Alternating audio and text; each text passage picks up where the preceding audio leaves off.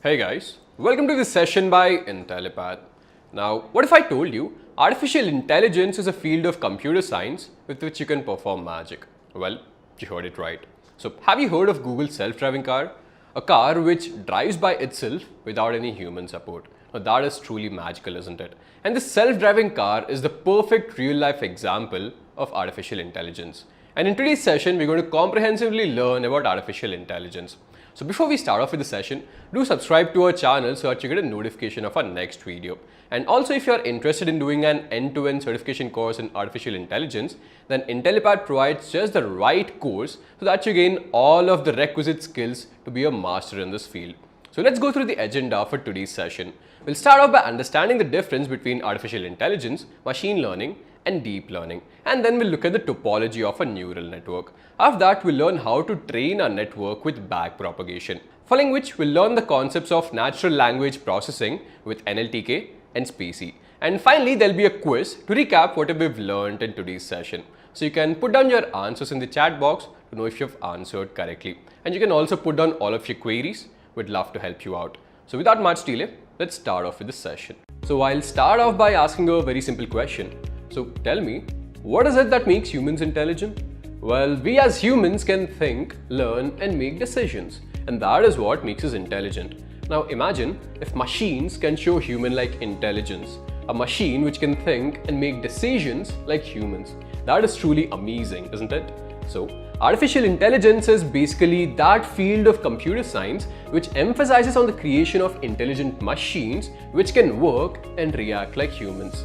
So now that we know what artificial intelligence is, let's see where do machine learning and deep learning fit in.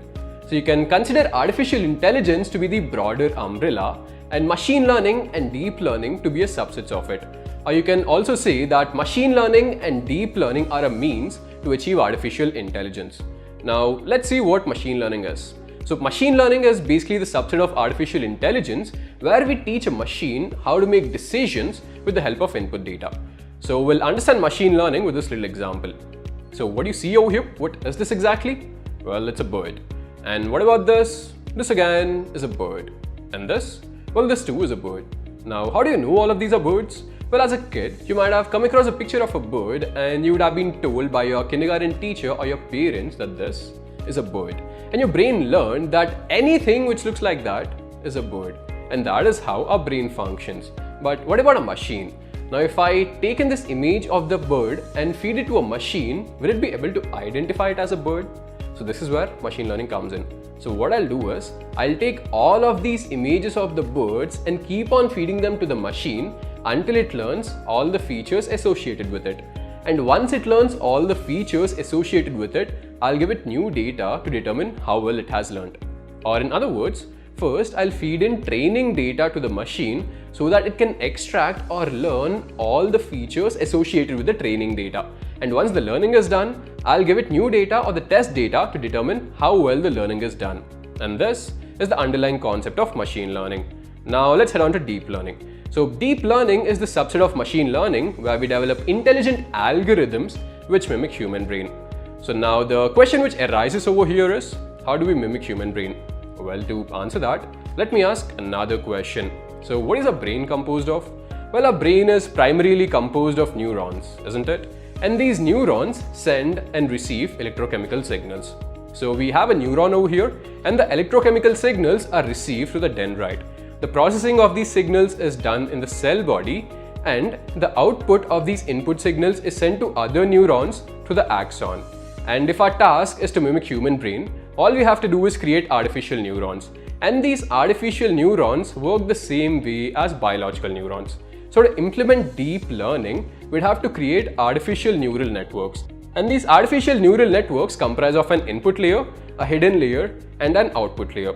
So all of the inputs are received through the input layer, and the processing is done in the hidden layer, and the final output is received through the output layer. And to sum it up, artificial intelligence is the broader umbrella, machine learning is the subset of artificial intelligence, and deep learning is the subset of machine learning. And machine learning and deep learning are basically methods to achieve artificial intelligence.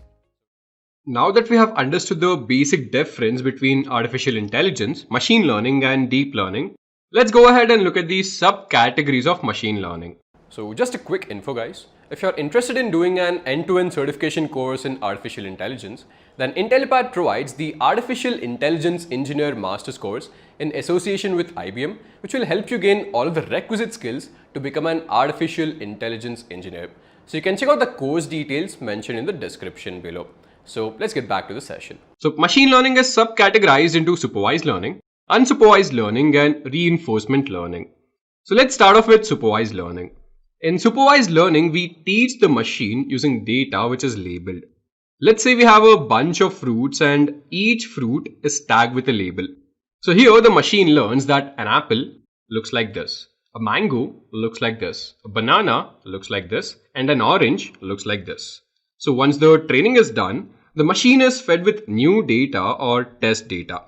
So here the machine is fed with a new image of apple, and the machine predicts that there is a 97% probability that this is an apple. Now, supervised learning can again be divided into classification and regression. So, classifying the input data is a very important task in machine learning. For example, whether the mail is genuine or spam, whether the transaction is fraudulent or not. And there are multiple other examples.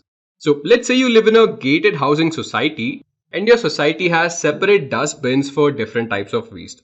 So one dustbin for paper waste, one for metal waste, one for plastic waste, and so on. So now what you're basically doing over here is classifying the waste into different categories.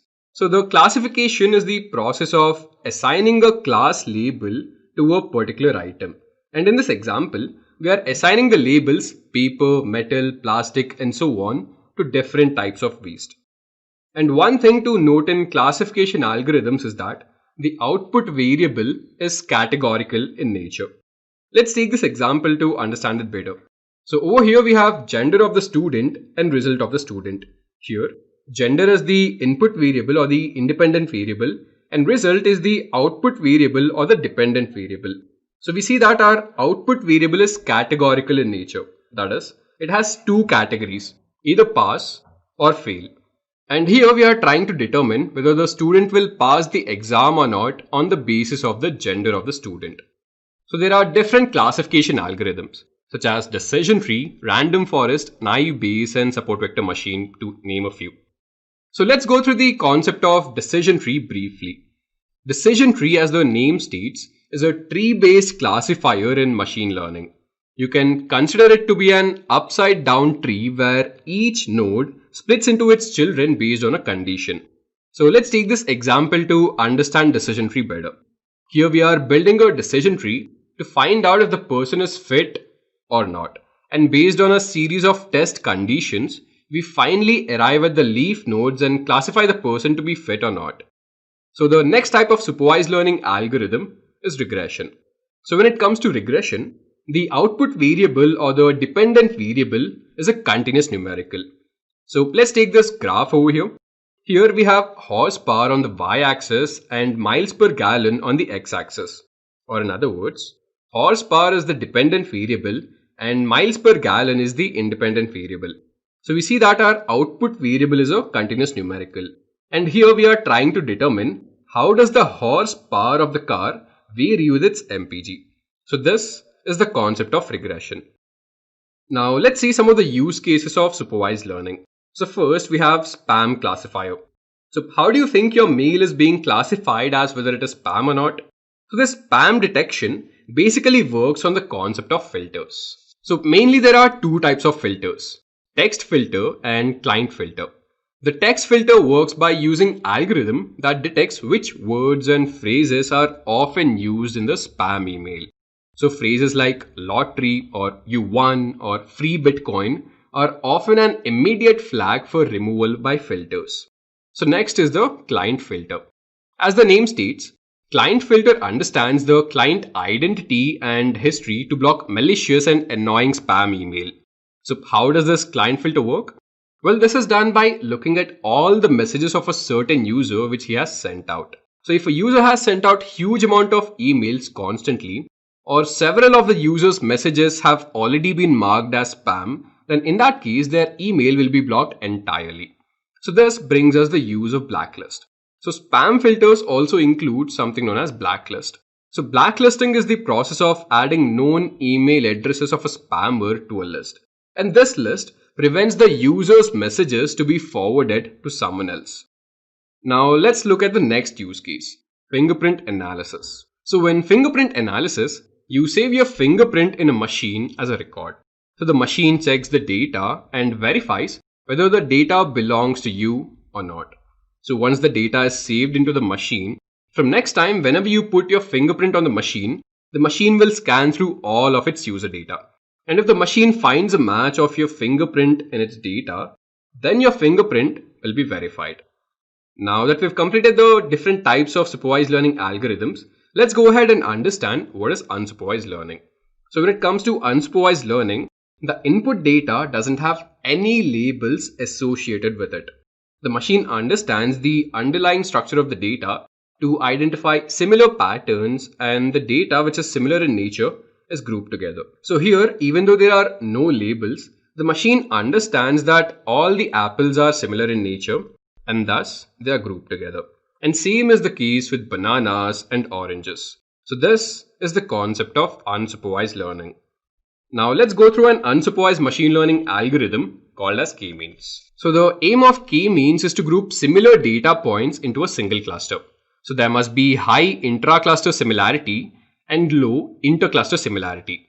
That is, all the data points within a cluster should be as similar as possible, and all the data points between two different clusters should be as dissimilar as possible. Or in other words, all the points inside cluster A should be very similar to each other. But when we compare a point from cluster B with a point from cluster C, then they would be very dissimilar to each other. And in k-means clustering, k denotes the number of clusters to be formed. So in this picture over here, the value of k is 3 and hence 3 clusters are formed. Now let's go through a use case of unsupervised learning. So Netflix recommendation is a perfect use case of unsupervised learning. So more than 80% of the TV shows that you watch on Netflix are discovered through the platform's recommendation system. It means the majority of what you watch on Netflix is the result of decisions made by a mysterious black box of an algorithm. So let me just give you a brief of how it works. Well, Netflix uses machine learning algorithm to recommend you a list of movies and shows that you might not have initially chosen. To do this, it looks through a thread within the content rather than relying on broad genres to make a prediction. This explains how 1 in 8 people who watch Marvel shows are completely new to comic book based stuff on Netflix. And finally, there's reinforcement learning. So in reinforcement learning, the algorithm learns through a system of rewards and punishment. And the goal here is to maximize the total reward. Let's take this example to understand reinforcement learning. So here we have a self-driving car which is supposed to reach its destination without hitting any barricades. So here, the self-driving car is the agent and the road is the environment. Here the car takes an action and goes straight. But when it goes straight, it directly hits the barricade. Now since the car has taken a wrong action, it will be punished. So the car realizes that going straight is wrong and it has to go right. So when it goes right, it will be given a reward. So this process continues and the car learns how to drive by itself without hitting any barricades. So the obvious application of reinforcement learning is a self-driving car. A recent study has shown that over 90% of road accidents are caused by human error. So to err is human, but behind the wheel, mistakes are often more catastrophic. Accidents have led to a massive amount of unnecessary deaths. So this is where self-driving cars come into the picture. So trust me, the autonomous car or the self-driving car is much safer than a human-driven car. They are unaffected by factors like human fatigue or illness, and this makes them very safe. And self-driving cars are always attentive, observing their environment and scanning multiple directions. It would be difficult to make a move that the car is not anticipating. So how does a self-driving car work? Well, self-driving cars mainly rely on 3 technologies: IoT sensors, IoT connectivity, and software algorithm. There are many types of sensors available for a self-driving car. For example, sensors for blind spot monitoring, forward collision warning, radar, and so on. So all of these IoT sensors work together to help in navigation of the self-driving car. Next is the IoT connectivity. Self-driving cars use cloud computing to act upon traffic data, weather, maps, adjacent cars, and so on. This helps the car to monitor its surroundings better and make informed decisions. So just a quick info guys. If you're interested in doing an end-to-end certification course in artificial intelligence, then IntelliPad provides the Artificial Intelligence Engineer Master's course in association with IBM, which will help you gain all of the requisite skills to become an artificial intelligence engineer. So you can check out the course details mentioned in the description below. So let's get back to the session. And next is the software algorithm. All the data which the car collects needs to be analyzed to determine the best course of action. And this is the main function or the control algorithm. And this is where reinforcement learning comes into the picture. This is the most complex part of the self-driving cars since it has to make decisions flawlessly. So in today's world, the most famous self-driving cars are those from Tesla and Google. So Tesla cars work by analyzing their environment by using a software system known as autopilot. So autopilot uses high-tech cameras to view and collect data from their environment. So it's the same as what we do with our eyes. And autopilot uses this data to make decisions during navigation. So we are done with the types of machine learning algorithms. Now let's see what are the limitations of machine learning. So let's say we feed in this image of an elephant to a machine and we want to identify what is it exactly. So for this purpose, the features have to be manually extracted. Features such as ear, trunk, leg, tail, and so on. So each of these features have to be manually extracted and fed to our machine learning model, and our model will finally give us the result. So this manual extraction of features is the major disadvantage when it comes to machine learning. So if there are large number of inputs, then this task of manual feature extraction becomes an extremely difficult and time-consuming task. And this is what led to the evolution of deep learning. So the deep learning algorithm automatically takes care of the feature extraction. When the input image is fed to the model, it will automatically learn different aspects of the image. So it will measure the dimensions of elephant's ear and understand that this is definitely the ear of an elephant. Similarly, it will measure the dimensions and shape of the elephant's trunk.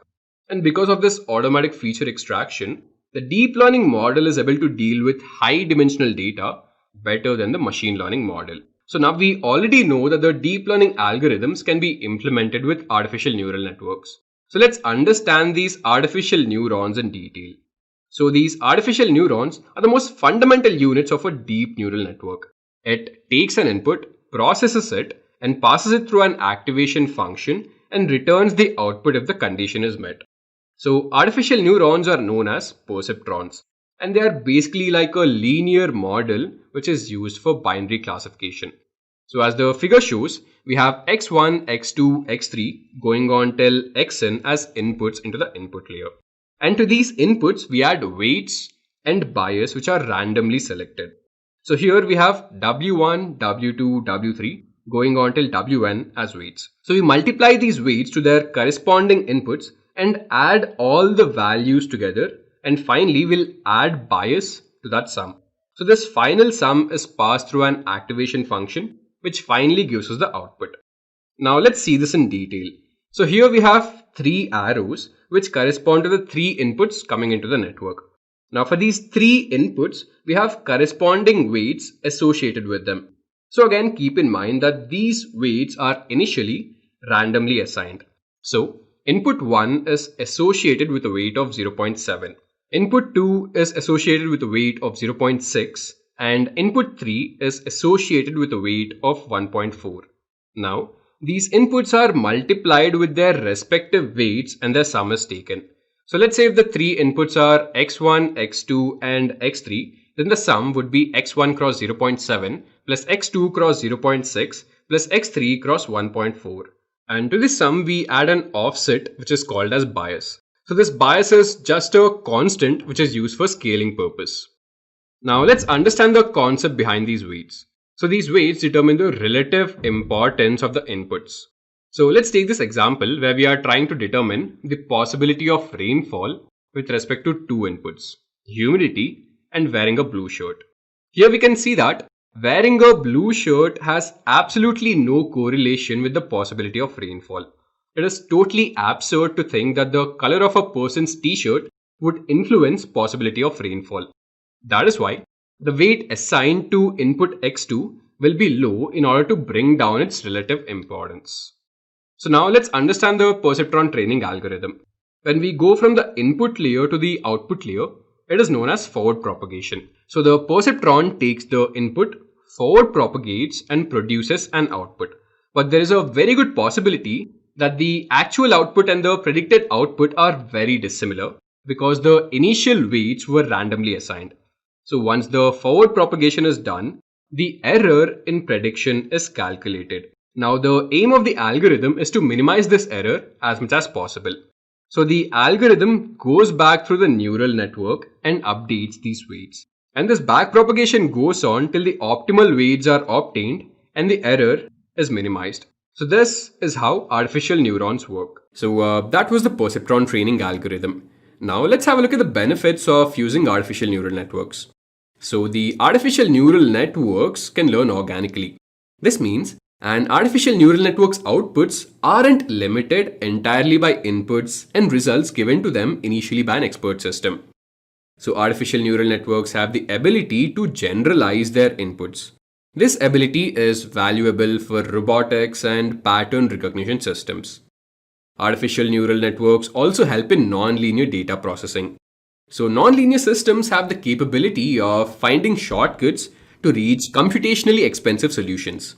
These systems can also infer connections between data points rather than waiting for records in a data source to be explicitly linked. This nonlinear shortcut mechanism is fed into artificial neural networking, which makes it valuable in commercial big data analysis. Artificial neural networks also have high potential for fault tolerance. When these networks are scaled across multiple machines and multiple servers, they are able to route around missing data or servers and nodes that can't communicate. And these artificial neural networks can also self-repair themselves. So if they're asked to find out specific data that is no longer communicating, these artificial neural networks can regenerate large amounts of data by inference and help in determining the node that is not working. This trait is useful for networks that require informing their users about the current state of the network and effectively results in a self-debugging and diagnosing network. So now that we have comprehensively understood about deep learning and neural networks, let's look at a use case of deep learning. So a popular use case of deep learning is the voice-based personal assistant. So the device which you are looking at on the screen is Amazon Echo, and the brain or the voice of Echo is known as Amazon Alexa. So you can ask Alexa to play music, make the lights blink, or even order a pizza. So when you use the word Alexa, it recognizes it and starts recording your voice. Amazon calls this as the wake word. So Alexa is able to perform this speech recognition with a special type of neural network known as recurrent neural network. This recurrent neural network takes in the speech as input, processes it, and comes up with the desired output. So that was a use case on deep learning. Now to implement these artificial neural networks, we would need the help of a deep learning framework. So the first question to pop into your head would be, what are the different deep learning frameworks available? So today we'll cover just that. So let's start with TensorFlow. So TensorFlow is arguably one of the best deep learning frameworks that we have today. It is an open source software library developed by the researchers and engineers from the Google Brain team for high performance numerical computation. One well-known use case of TensorFlow is Google Translate. So Google Translate is coupled with capabilities such as natural language processing, text classification, forecasting, and tagging. So TensorFlow basically comes with two tools, TensorBoard and TensorFlow Serving. So building massive deep neural networks could be complex and confusing.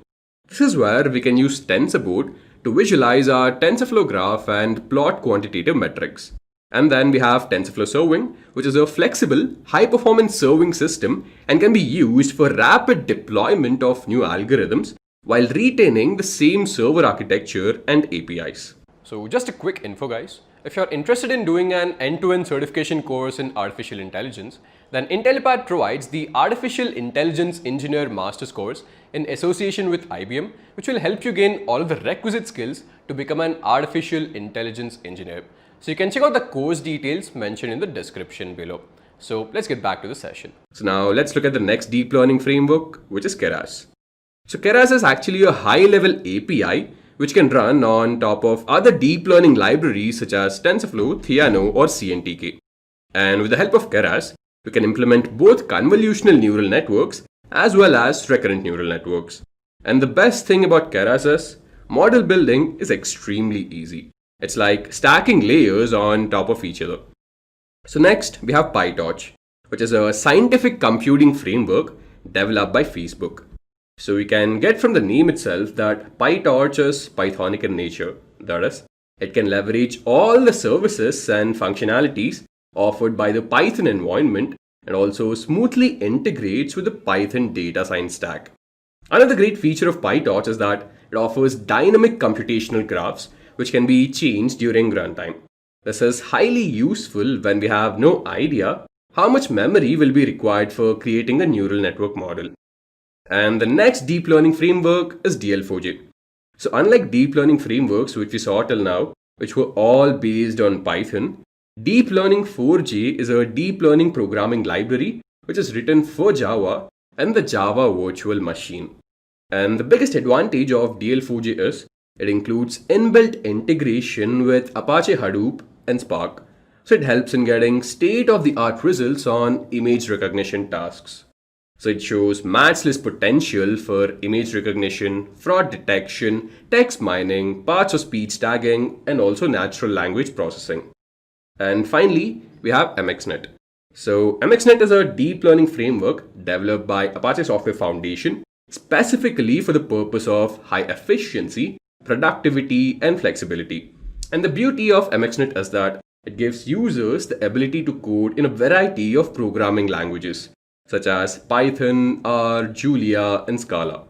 This means that you can train your deep learning models with whichever language you're comfortable in without having to learn something new from scratch. And this deep learning framework is known for its capabilities in imaging, speech recognition, forecasting, and NLP. So when you hear the term TensorFlow, the first question to pop into your head would be, what exactly is a tensor? So in TensorFlow, data is represented in the form of tensors. Simply put, a tensor is a multi-dimensional array in which data is stored. So you can consider these tensors to be the building blocks in TensorFlow. Now, these very tensors are given as the input to the neural network. So as I've said, a tensor is nothing but an n-dimensional array. So the number of dimensions used to represent the data is known as its rank. So if a tensor has just one element, in other words, if it has just magnitude and no direction, then its rank will be 0. If a tensor has magnitude and direction in one plane, then its rank will be 1. Similarly, if a tensor has magnitude and direction in two planes, then its rank will be 2. And this goes on higher up the order. Now, TensorFlow, as the name states, is a combination of two words, tensor and flow. Here, the data is stored in tensors, but the execution is done in the form of a graph. So this is not like your traditional programming where you just write a bunch of lines and everything gets executed in sequence. So first, you'd have to prepare this computational graph, and then this computational graph is executed inside something known as a session. Now, in this computational graph, all the mathematical operations are depicted inside the nodes, and all the tensors are represented on the edges. So the entire computation process is done in two stages. In the first step, the code is depicted onto the computational graph, and in the second step, a new session environment is started and the graph is executed inside this session. So that was all about the computational graph. Now let's look at the program elements in TensorFlow. So we have three program elements: constant, placeholder, and variable.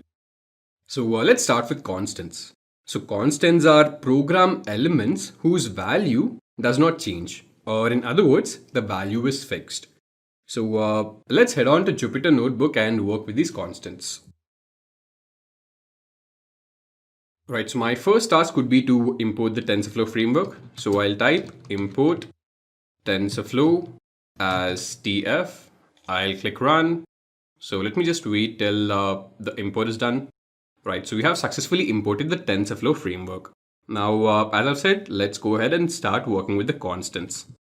So let me just type in constants over here. So I'll create the first constant and name this constant as con1. Now this is how we can create constants in TensorFlow. So I will use this tf and then put in a dot and then type in constant. Now inside this I will give the value of the constant. So let's say the value is 10. So this is an integer type constant. Now similarly I'll also create a floating type constant and I'll store this in con2. So I'll type tf dot constant and the floating value would be 3.14. Now after this I'll create a string type constant. So again this would be tf dot constant and the string which I'd be giving would be this is Spada. And finally we have a boolean type constant and I'll store this in con4. So this will be tf dot constant and let's say the value is false. Now I'll run. Now let me print all of these values. So I'll use the print function and then I'll go ahead and print all of these values, con3, con4. Right. So we see that this first constant is a tensor of type integer. The second constant is a tensor of type float. This third constant is a tensor of type string, and this fourth constant is a tensor of type boolean. Now we see that we only have the data types of all of these tensors, but we don't have their values. This is because, as I've already told you guys, we have to create a computational graph and then execute that computational graph inside a session. But till now, we have not started our session. So let's go ahead and start a session first. So I'll type ses equals tf dot session and I'll hit run. Now I will run all of these inside this session.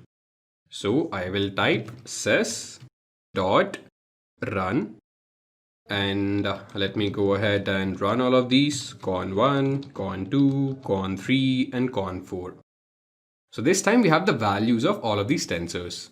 So the value of constant 1 is 10, the value of constant 2 is 3.14, the value of constant 3 is this is Sparta, and finally the value of constant 4 is false, right?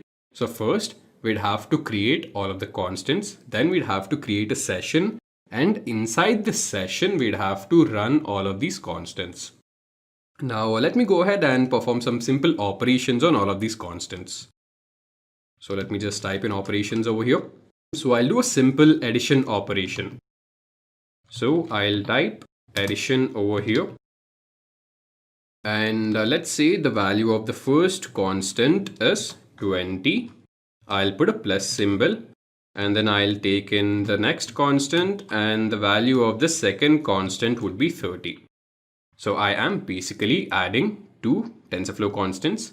The value of the first constant is 20, the value of the second constant is 30, and I'm storing that result in addition. Similarly, I will multiply these two constants now. So multiplication tf dot constant. So I'll give the value of 20. Now I'll put the asterisk symbol and then this would be tf dot constant of 30.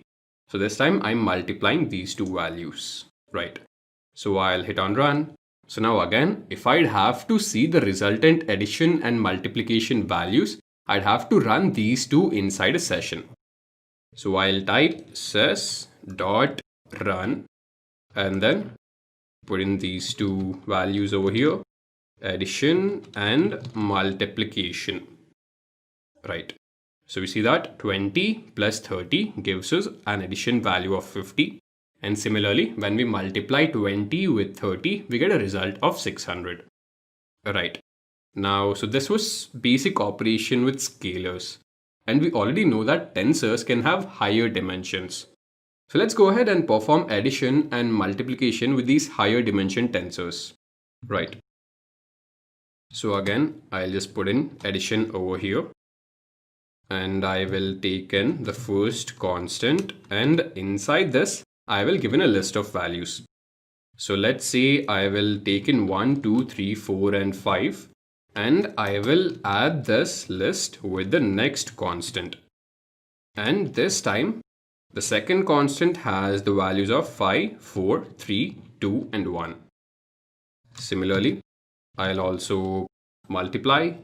So multiplication equals tf dot constant, and this will have values, let's say the same values, 1, 2, 3, 4 and 5. Let me put a comma over here. Right, now I'll put the asterisk symbol. Again, I'll type tf dot constant, and I will give in the list of the values 5, 4, 3, 2 and 1. Now I'll hit run. Again, I need to run these two inside a session. So sys dot run. Let me put in addition over here. After that, I would also need the multiplication value. Right, so this is a result. So when we add 1 plus 5, we get 6. When we add 2 plus 4, we get 6. Similarly, when we add each of the corresponding elements with these elements inside the list, we get all of the 6's over here. Now let's take this multiplication result. So over here, when we multiply 1 with 5, we get 5. When we multiply 2 with 4, we get 8. 3 cross 3 gives us 9. 4 cross 2 gives us 8. And again, 5 cross 1 gives us a 5. So this was addition and multiplication with respect to lists. Now let me also do a simple operation on strings. So let me take in the first string and name it as str1. So this is a constant. So tf dot constant. And let's say I type over here, I love, and then I give a space. Now I will take in the second string, which would be str2. And inside this, and again, this would be a constant. So tf dot constant, and the value of this constant would be TensorFlow. Right. Now I will run this, and let me execute this inside a session. So sys dot run of str1 plus str2. So the result which you get is I love TensorFlow, right? So the first string is I love, and then there's a space, and the second string is TensorFlow. So when I add these two strings, the resultant is I love TensorFlow. Right, so that was all about constants. And then we have placeholders. So when it comes to placeholders, we don't have to provide an initial value and can specify it during the runtime. So this allows us to build our computational graph without needing the data. And this is how we can create placeholders. So tf.placeholder is the syntax, and inside that we just give the data type of the variable which we will substitute later on during execution. So let's head back to Jupyter and work with these placeholders.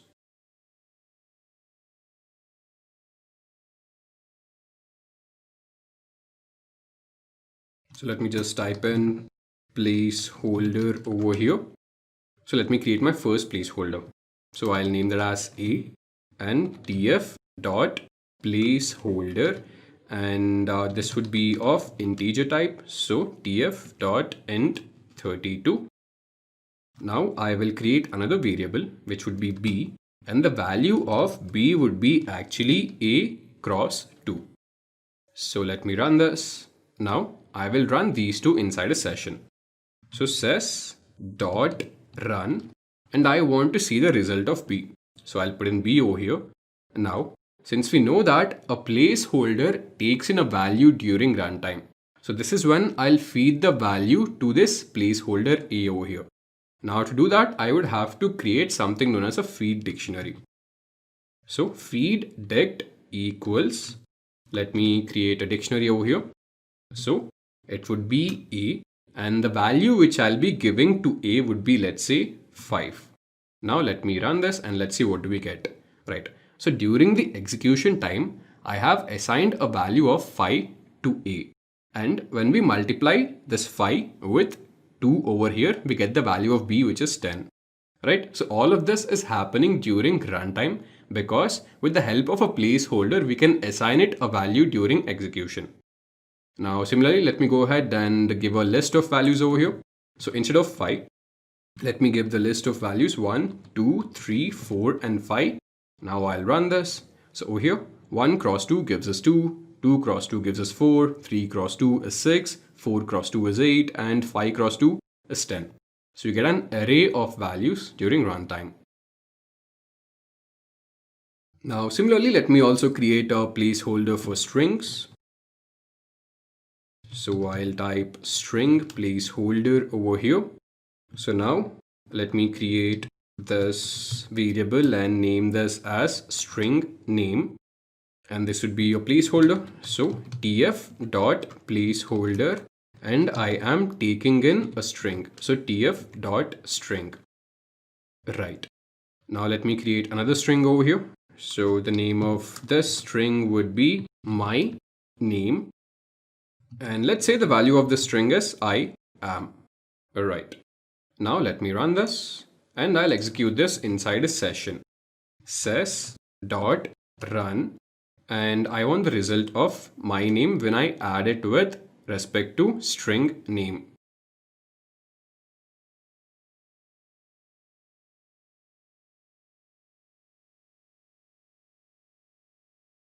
Now let me also create a placeholder for strings.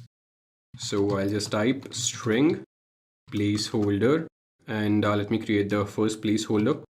So I'll name that as str1 name, and since this is a placeholder, tf dot placeholder, and I will be giving in a string during execution time. Now I'll also create another string value over here and name that to be my name, and the value of this string is I am, and then I'll give a space. Right, so now I'll hit run and let me execute this inside a session. Now let me also create a placeholder for strings.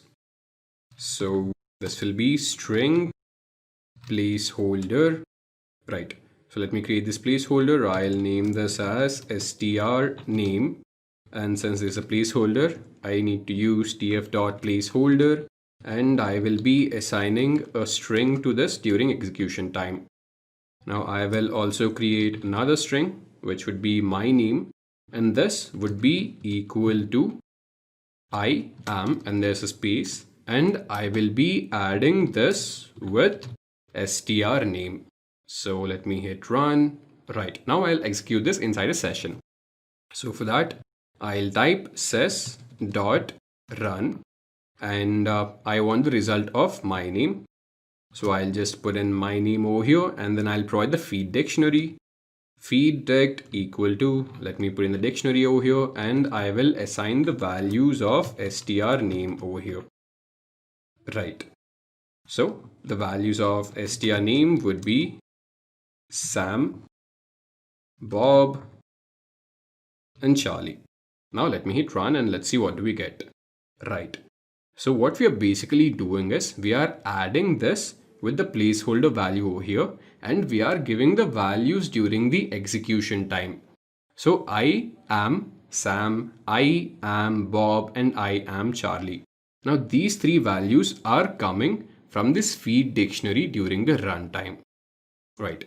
So this is all about placeholders. And finally, we have variables. So a variable is just a program element which allows us to add new trainable parameters to the graph. And this is the syntax to create a variable. tf.variable, and then we give the value, or we initialize the value, and then we specify the data type of that variable. Right, so let's head back to Jupyter now. I'll just type in variables over here. Right, so let me create my first variable, and the name of that variable would be var1, and we can create a variable like this, tf.variable. So guys, you need to keep in mind that this V over here is actually capital. Right. So now after this, I would have to assign a value to it. So let's say I assign this variable a value of 20, and this is of integer type. So tf.int32. I'll run this. Now another thing to be kept in mind is whenever we are declaring values in TensorFlow, they have to be initialized. So this is how we can initialize all of the variables. So we have something known as global variable initializer. And when we invoke this function, all of the variables which we have declared would be initialized. I'll hit run. So now let me execute this inside a session. So says dot run of init, and I have initialized this variable over here. Now let me also go ahead and run that variable. Says dot run var1. Right. So we have the result of var1, which is 20. Now, since this is a variable, the value of a variable can be actually updated. So let me go ahead and update the value of this. So I will name this as updated var1, and the function would be tf.assign. And inside this, the first parameter would be the variable which I'd want to update. And after that, I need to give the value to which I'd want to update this. So I want to make this value of 20 to 25. Right. Now I will run this.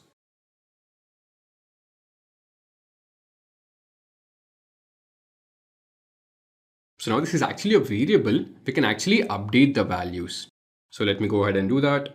So the name of the updated variable would be, let's say, updated var1. And the function for that would be tf.assign. And this takes in two parameters. The first parameter would be the variable which we are supposed to update. And the second parameter would be the value to which we are updating it. So I want to make this 20 to 25. I'll hit run right now. Let me run this inside a session. Says dot run. And I need to pass in the variable which would be updated var1.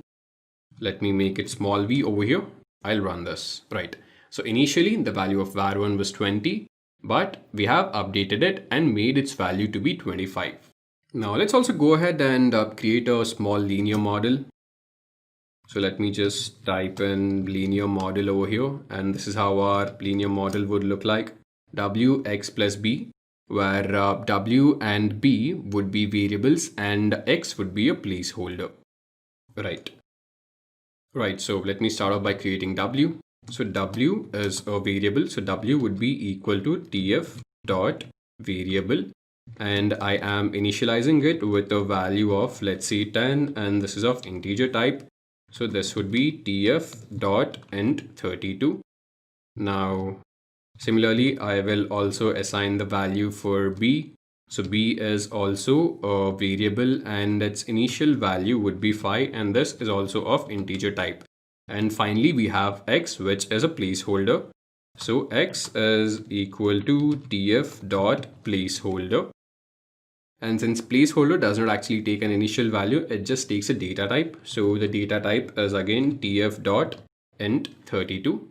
So I'll run this, and now what I'll do is I will multiply w with x and add b to it.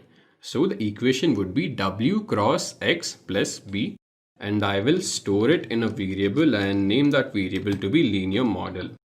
Right, so this is w cross x plus b. I'll run this. Now again, if I have to execute this, I have to run this inside a session. And since also I have created two new variables, I'd have to initialize them first. So init1 equals tf dot global variables initializer. I'll hit run. So now I will create a session. So says dot run, and I will execute init1 first. So I have successfully initialized these two variables w and x. Now I can go ahead and run this linear model. Says dot run.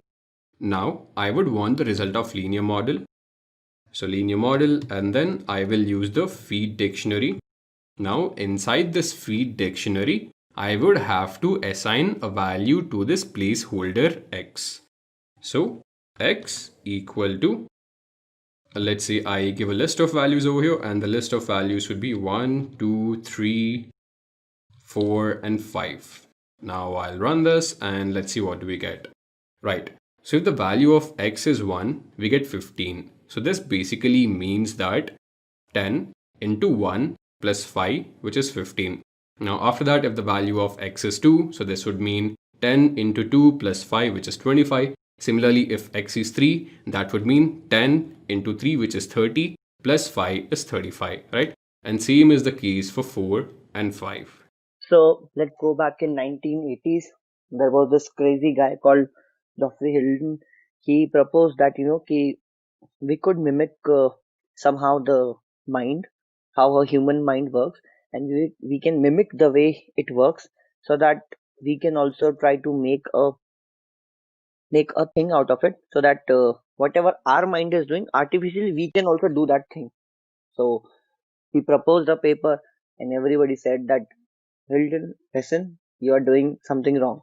This is not what is right. And everybody, didn't like uh, the way things were going on. But after 20 years, almost in like late 90s, around 1999, he again came up with this paper. He brought in his paper, but this time with a proof, and he won a contest that is called ImageNet in 2004. This time he came back, and everybody had to listen. So we were at 2004 when he won the ImageNet. I have two people who I've already told that ImageNet is ImageNet is actually in a competition.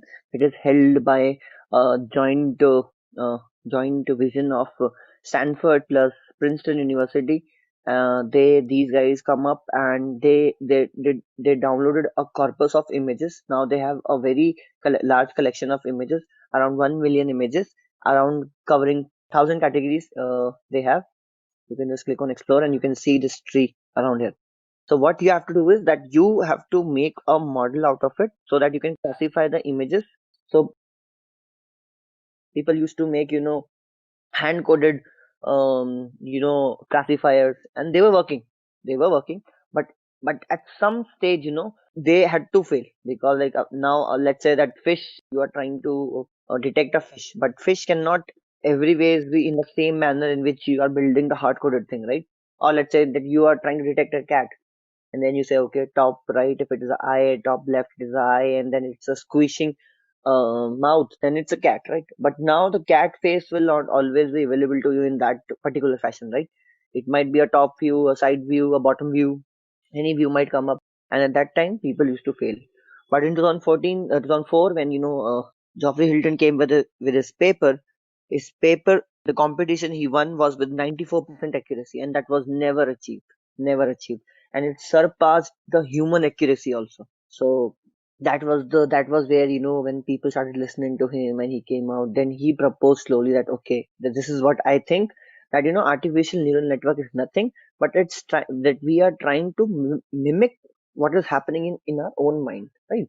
So if I say that, what is the theory, what Geoffrey said about neural network, is that he said that artificial neural network is a computational model that is inspired by the way biological neural networks in our brain human information possesses, right? So I mean, most of you know this thing, that that our nervous system is made up of exams and okay, I'll show you the photo, that it is made up of exams and brains. I show you the photo, and you might be able to.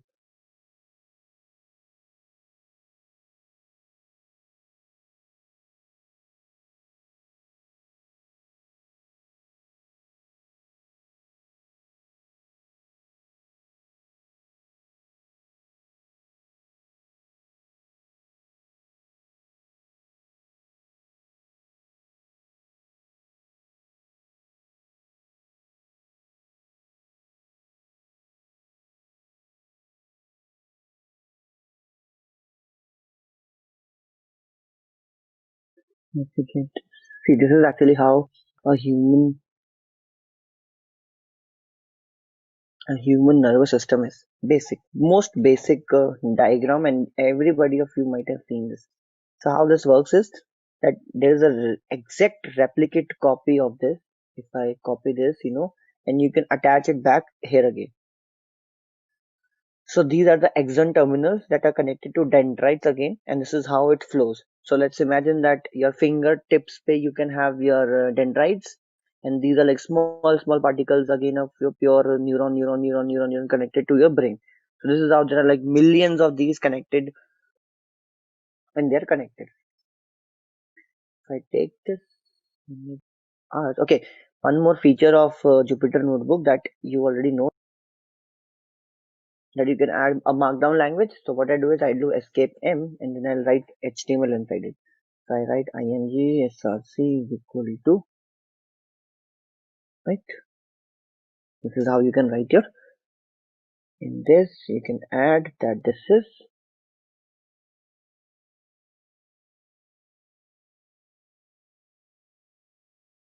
right?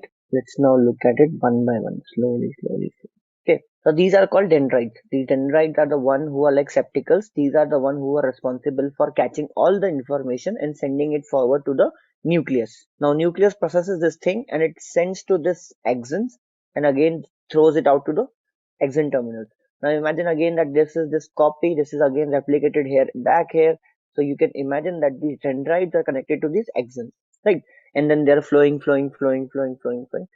Now imagine, let's say that you touched a very small, a very hot glass, right?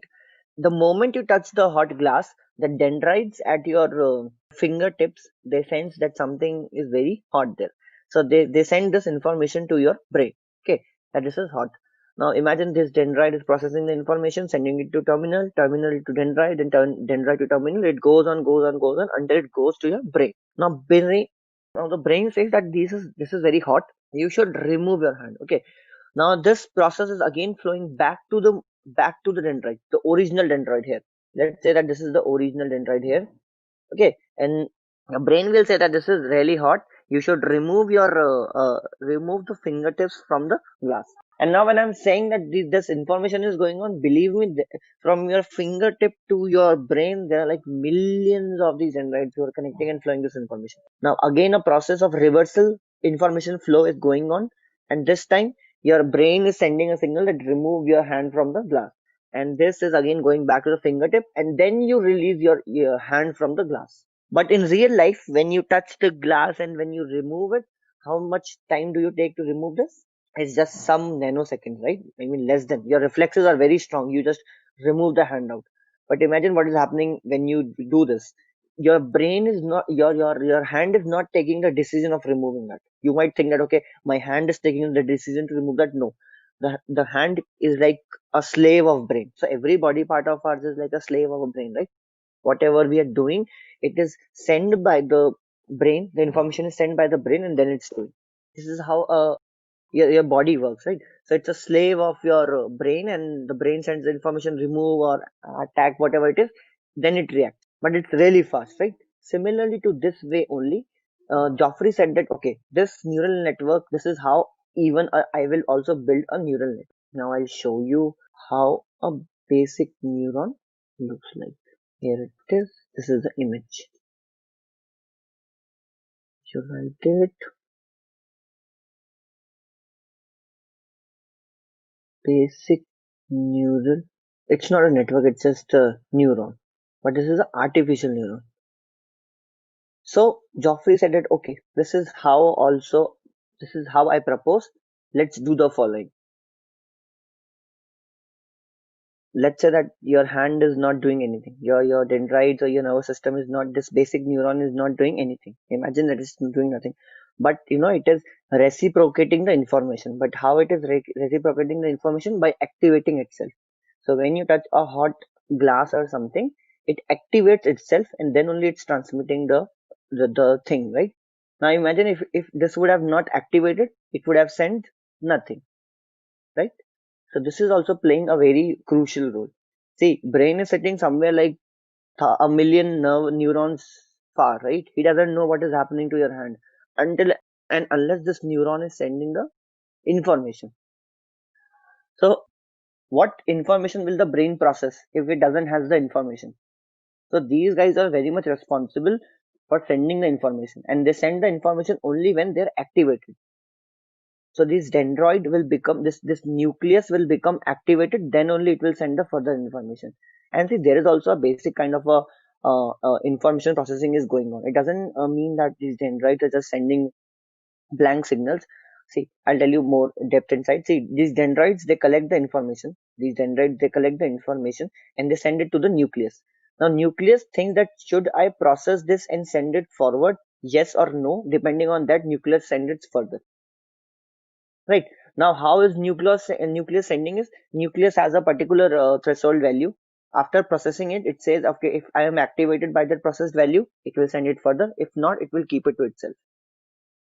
So this is also how a basic artificial neuron, when I say artificial, it means that the one that we are building right now in deep learning, right? This is also built. Now what is happening is that imagine this round thing that you're seeing is the nucleus. This thing is a nucleus. But this is a nucleus, right? And these are the dendrites to it. This one, this X1 and X2. This is the way of thinking how we are intimating, and this is the tail, axon tail, and it is again connected to again a neural network. So it's a chain of multiple neurons going on.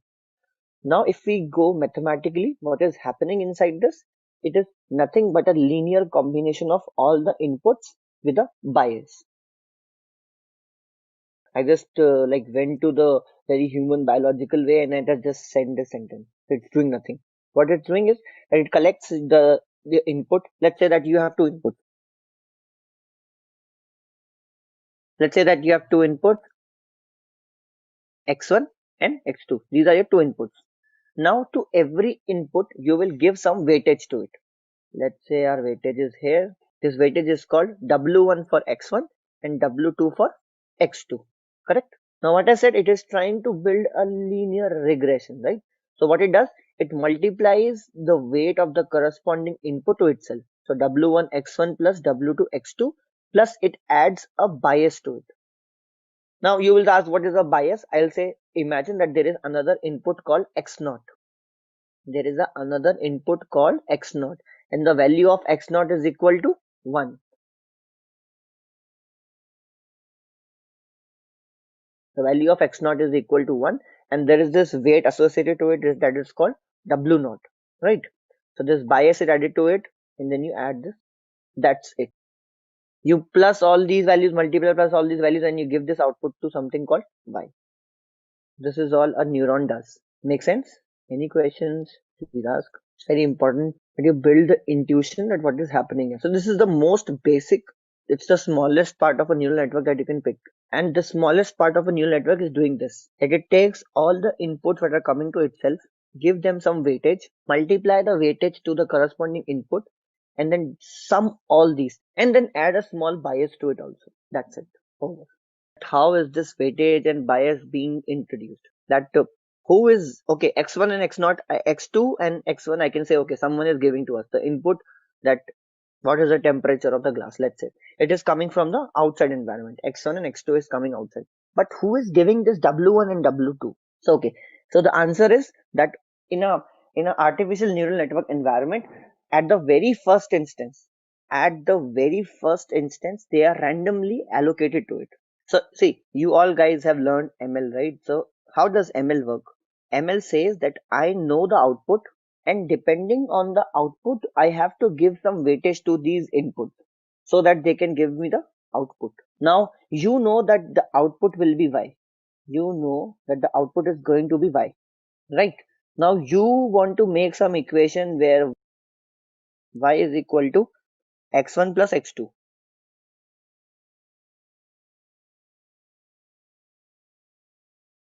Okay, and now this is not the correct answer, right? X1 and x2 will never give you y1. So what you do, you add some w1 here, some random w1, and then here random w2. What it will do, it will not give you the answer. W1 and W2 will not give you the answer. You will do some corrections again in W1, W2, and ultimately it will give you Y. So this is what is happening. At the very first instance, you will take W1 and W2 as random. First is that does the process is reverse? Yes, it also reverses itself. The model will not only go from x1 from x1 x2 to y, but it can also come back from y to x1 x2. And second, let's say that he's asking Shivam, does it process recursively? Recursively, just imagine that there are like thousands of, now I'll draw it again to show you. This is just a very basic one, right? Now imagine what is going on here is that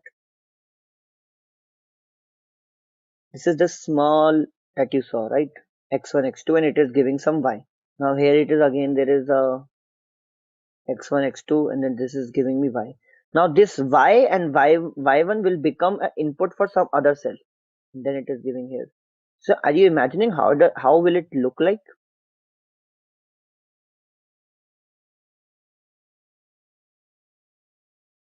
This becomes this, and this will become again an input for some other.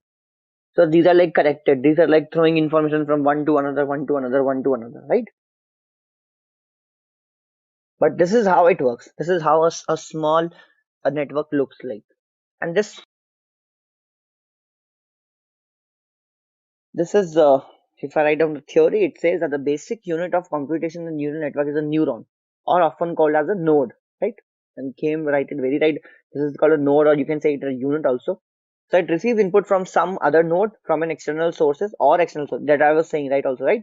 Each the x1 and x2 might be an input from another neuron, or it might be given to you directly from the external environment, right? Computes the object each input has an associated weight to it, which is assigned on the basis of its relative importance to other. The node applies a function f to the weighted sum of this input, right? So we'll be having the students' data. So whatever the marks based upon their marks, so we have to decide the grade. So we have to adjust whether the student is passed out or failed. So we will be adjusting the marks based upon the grade. This is a very hard coded problem, I think. But let me take an example that you're working on a machine learning problem where you are trying to find out the loan defaults, right? That in bank you have multiple people who take the loan. Now the bank wants to know how will this person repay the loan or not, right? Now you already have a historical data with you. The bank will give the data to you. Okay, let's say that this is the data with you. So in that data, you already know that if this is the feature of a person, this is the credit history of the person. Based on that, they will also give you that, okay, he paid, he didn't paid, he paid, didn't paid, right? And based on that, you adjust your model, right? So there also you have a x and y with you. You will have your x and y with you at that particular instance also. Okay, so everybody gets this this function thing, right? That's how this function is working. This function f is called the affine. So the f function that you see, this is called the affine thing, and it's doing nothing, right? You saw that this is it's doing a linear thing here, just multiplying the weights to the corresponding x1, x2, and you might now consider x1, x2 as the importance feature. So the more important x1 is, the more higher the value of w1 will be, right? The more lower the value of w2 is, it means it doesn't make much sense to y. So everything that we will now talk will be with respect to y. So the x2 is not making much sense to y, so the value of w2 will be very less. Let's say y is dependent on x1, so this value of w1 will go more higher, right? And then your bias you already have, this is a static thing, right? Because the x not associated to it is equal to 1, right? Let's now go back at what further happens here. Now you get the y out of here, right? Now this y thing is a little you have got the answer, and this might be greater than 1 or less than 1 also, right? So there is no measure of this answer.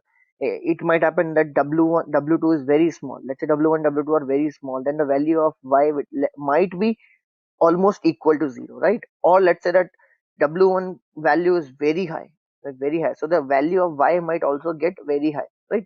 So now this might bring some bias, this might bring some ambiguity to our model.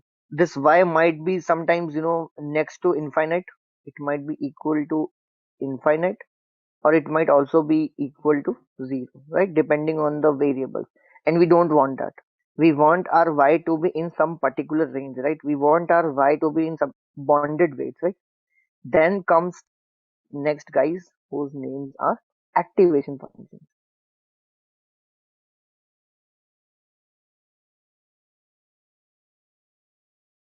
Activation functions. Now we got to know that how this y is made, right? How this y is ultimately achieved.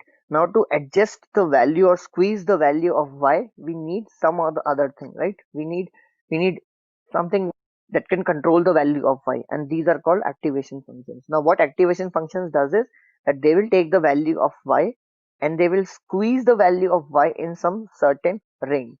What they will do, they will squeeze the value of y in some certain range. So we have multiple, let's say we have a step function, we have a 10h function. Shivam, Sanjay this side. Can you please come again about this activation function? Not getting you properly.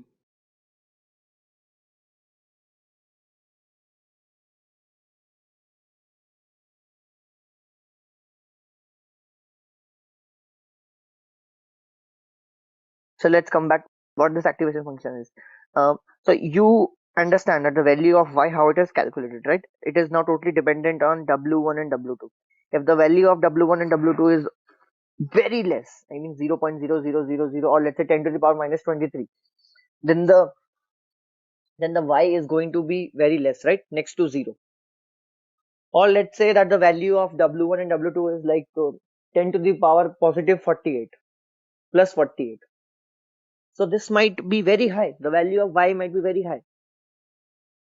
There might be no standard to control this value of y, right? Mathematically, there is no, this value can go from negative infinite to positive infinite, right? And this is not a very good range to get about a particular output, right? So what we do is we introduce something that is called activation functions. Now what this activation function will do is activation function will make sure that your output that you have got y should be in some particular range. What it should be? It should be in some particular range. Now, how do you decide that who is going to be in what range, and how is that range called?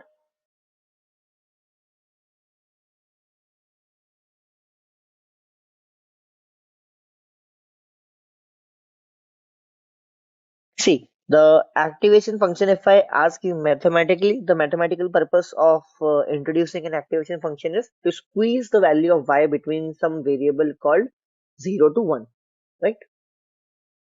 Majority times. So the value, so the purpose of activation function is to bound the y in some range, right? And this range might be minus 1, say 1, 0 to 1, or sometimes 0 to infinite. It might be different things, right? I was at this thing that mathematically the value is to be squeezed between 0 to 1. But if I talk to you about statistically why I am doing this is, now imagine till here, till this particular range, your model is a linear model. Everybody agrees with me, right? This is a linear model. Nothing non-linear have been done till now, right? All the things that we have done till this step in this circle, everything is linear. There is no non-linear thing, right? Now, linear things are a little bad at classifying things if there are more than three classes, right?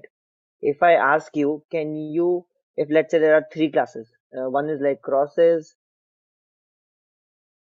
right? One is circles, right? And one is some triangles. Now, can you make a single line and can divide these three data? No, right? If it would have been two classes, you might have, drawn a single line and you might have divided the data into like two classes, right? But if it is a three class data, how will you divide this? You have to ultimately make a triangle kind of a shape or this kind of a shape, right? Then only you can divide this thing, right? So I'll show you a photo also. Let's say, let me give you an example, then I'll show you how this works. Okay. Can any one of you, let me hide it here.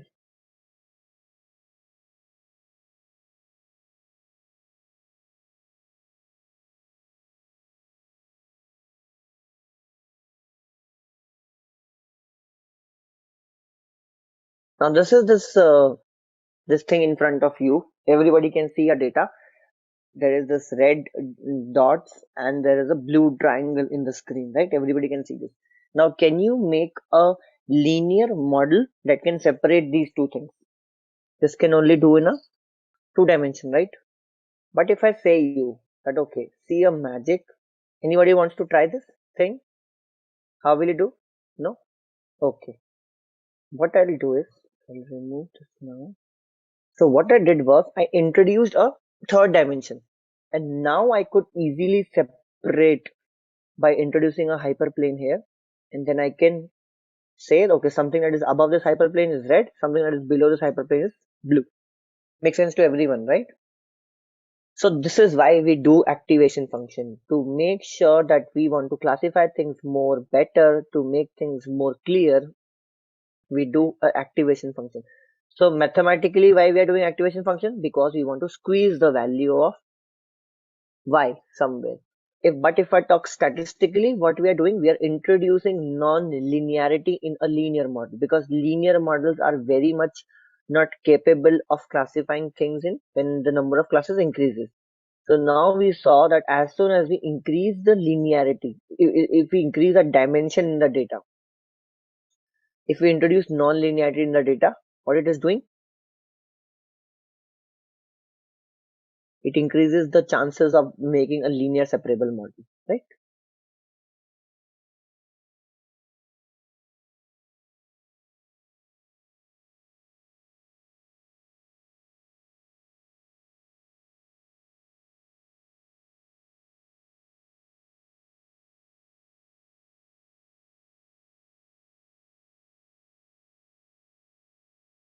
Right. So if I say in three times, first mathematically squeezing the y. Second, if I say graphical thing, why we are doing this? Because we want to introduce a new dimension. And statistically saying why we are doing this, because we want to introduce non-linearity inside it. Now you might be asking what these functions do. It's a very good question. I have activation functions graphs. See, this is how a sigmoid looks like, a tanh looks like, a ReLU looks like. And see, everybody is bounding. So see, sigmoid is bounding between 0 to 1. Tanh is bounding between -1 say 1. ReLU is bounding from 0 to infinite. So it lets go everything that is going above. Yes, we have step function also. Step function says that you can go, if something can be only have two things, either 0 or 1. If something is negative, it goes 0. If something is positive, it goes 1. It's a step function, sigmoid, 10h, ReLU. So there are multiple things. These are doing the same thing that we want to do for a activation function. ReLU, you can understand that if something is negative, it says it's a 0. And if something is positive, it lets go whatever the value of this is, right? I write the variables in here. This is what brings in. Sigmoid is this, tanh is this, and value is this, right? What is the maximum of 0 to 1? That ever value it will take, right? This is what activation functions is. Let's say that you have this thing called y1 and y2, right? And now the value of y1 and y2 is very large, right? So this y3 will become ultimately also very large, and this y4 will become also very large. And we know this is not the exact thing. We always expect our output to be in the form of 0 to 1 if it is a classification problem, and if it is regression problem, then it will always be in some range from 0 to 1, right? You all agree with me, right? In machine learning also, whenever you did a classification problem, you one hot encoded the problem. So you never said that the output is going to be a C80 cat or DOG dog, right? You always said that, okay, if 0 comes, this is cat, 1 comes, then it's a dog, right? You did the same thing, right? In machine learning also. Or if it was a regression problem, then you always regress a value from 0 to 1 with a multiplicative factor, right? So this is what is happening here also. The y3 and y4 ka value can never go up beyond a limit. To control that limit, we have to squeeze the value. And see, when I'm saying squeezing the value, that is in mathematical format. But if you see in statistically, what we are doing is that we have to introduce non-linearity into the data, right? Because linear data are not, linear equations are not good in separating non-linear data, right?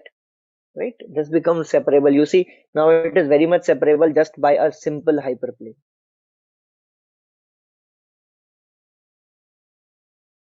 Okay, so coming back to a feed forward neural network. So see, this was the input x1, this was input x2, and now what a feed forward neural network expects is that a hidden node should be connected to all the inputs. What does it expect? It should be connected to all the inputs that are in the previous layer. So this is, let's say this is called layer, input layer.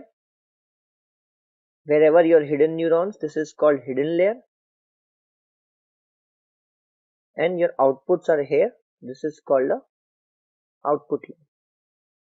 Now, when you are building this feed forward neural network, your responsibility is just one, that whichever neuron you're standing, let's say we are standing on this particular neuron, let's say this neuron, this neuron. Now, the only thing that this, okay, this is not a neuron exactly. Oh, sorry. Let's say we are standing on this neuron. Now, the responsibility is just this, that if you go to the previous layer is the input layer, all the neurons in this layer should be connected to this hidden node, right? Similarly, output 2 also expects the same. You go to the previous layer. So this is the output layer. What is the previous layer? Hidden layer. So all the neurons in the hidden layer should be connected to the output node 2. Make sense? Or if I make it more easily, let's say that whichever neuron you are standing, just go to the previous layer, and all the neurons in that previous layer should be connected to this particular neuron, right? What is this layer signifying here? Correct. Very good question. So what you are doing is you have stacked all your neurons one by one in some format, right? So all your input neurons. So see, whatever you made in this above statement here, in this above thing here. So this x1 and x2, this is this x1, x2. This might be x3, x4, x5, x10, right? So these x1 and x2s are what? Inputs, right? So what you do is you collect all these and you just put it inside a layer here. This becomes a hidden layer. Now you will not only have one neuron, you will have multiple neurons, right? So what is happening is that what you have done is, rather than having just one neuron, what you have done is you have made multi-neuron system. So this is a feed forward multi-neuron model here. So what you are seeing in the previous photo, that is image that I showed you, that was just a multi-input single neuron, but now you have multiple neurons.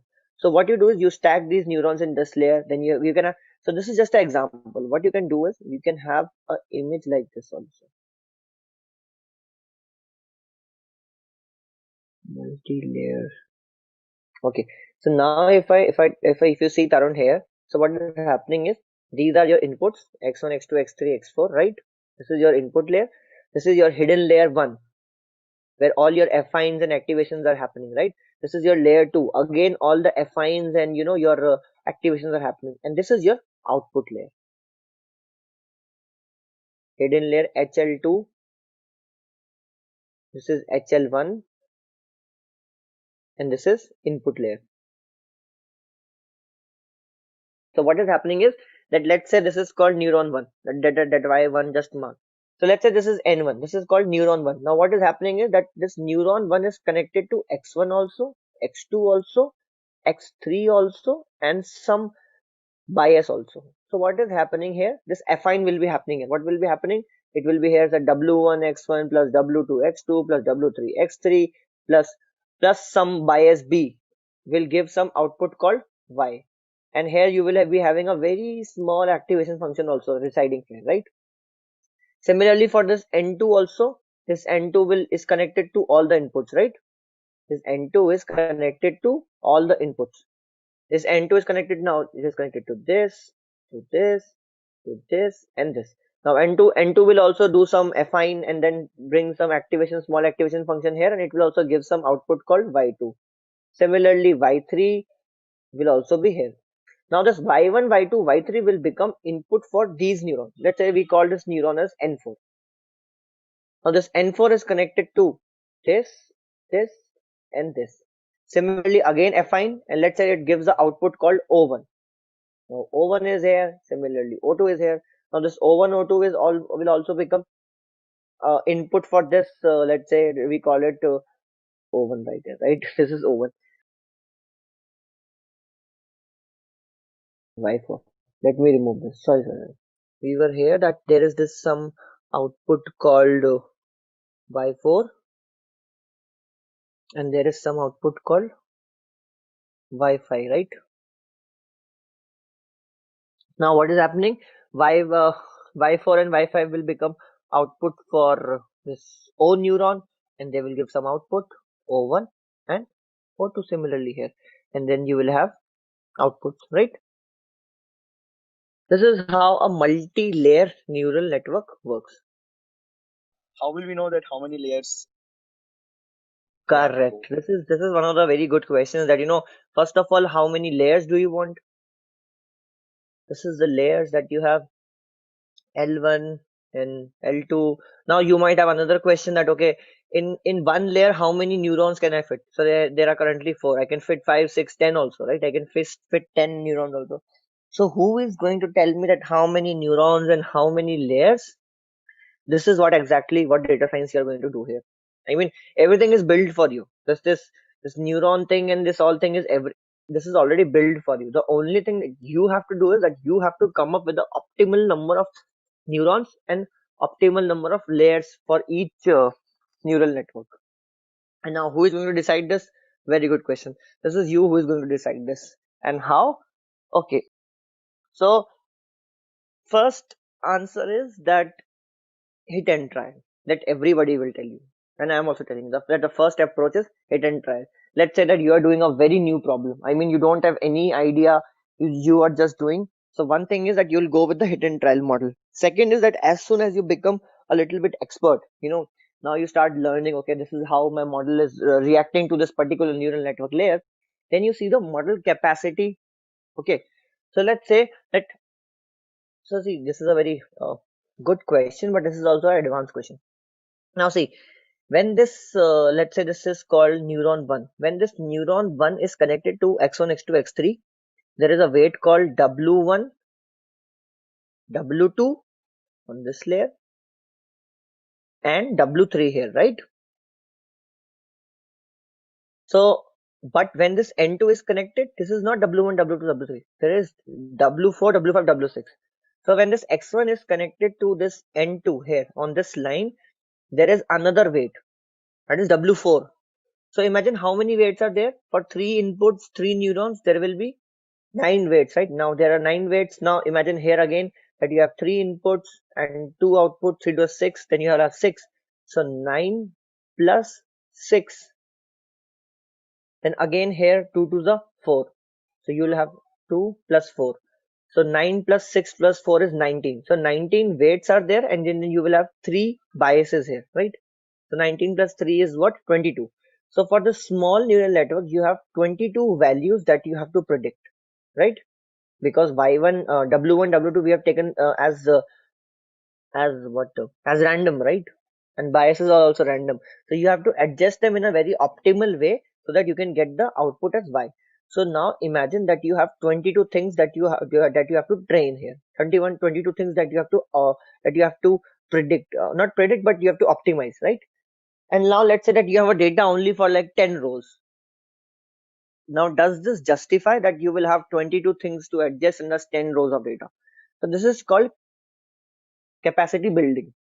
So what you have to do is that you have to check your model if your model is even capable, if the data is even capable to adjust these values, right? Let's say that you are just doing a simple addition, like if you give 2 numbers, your model has to give some output, right? Now let's say that you have 1,000 examples for it, but now you're building a like say 1,000 layer and 1,000 neuron per layer, 1,000 neurons, and then you have 1,000 layers. Now does the model require this much of data? No. The data will be lost in some third or fourth layer only, right? And see what I just said in just last 2 3 sentences. This will come slowly, slowly, slowly with the experience in you also. So what you'll do, so whenever a new problem comes to me, I first of all read the research paper through it. See, because we are not researchers. Let me be frank with you. We are not researchers who are going to make things. We are deep learning engineers here, right? We have to implement the engineer and we have to solve a business problem through it, right? So what you do is first of all you read some papers out of it, right? Then you get the intuition of how do you build a neural network around it. Then I do some hit and trial error. Okay, this is how you build, and this some changes, and then slowly you understand. Okay, when I change this thing is affected more. Then you reduce and more. Then you have some prior knowledge also, like that I told you. Keep capacity. That what is the capacity of the model? Let's say that you have a very large data, but you are just building one layer. Then the data is underfitted, right?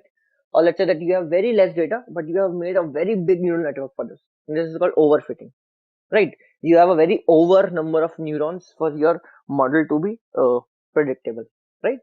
So slowly you will you will have intuitions, and this is, I will tell you, with your when you will be doing your first problem in a neural network, you will understand slowly. See, you might be thinking that, I'm not taking to you practical, right? I am not telling you about any real world example, but this theory is really important. I might directly jump to the code also, but that will make no sense to you after 2 or 3 weeks, right? Because code anybody can write, until unless you don't know, okay, what will happen is the next after 2 or 3 months, when you will be making your own neural network, you will fail that, okay, which activation function to use. Then this thing will occur. Okay, so see, this is what he is talking about to all the people. This is what he is talking about. Let's say that you want to add more layers. So currently there is only 2 hidden layers. You want to add more, add more, add more, right? If you want to increase per layer, you want to increase the neuron, you might go like this also. Okay, you might like, I'll reduce it to like, let's say 6. This I'll reduce it to 4. This and 2, and this is 1, right? This is how your neural network will look like. These are the two inputs. Now every input is connected to the every neuron in the first hidden layer, right? Then second, then third, and fourth similarly. And this is how the data is flowing inside here. You can see now slowly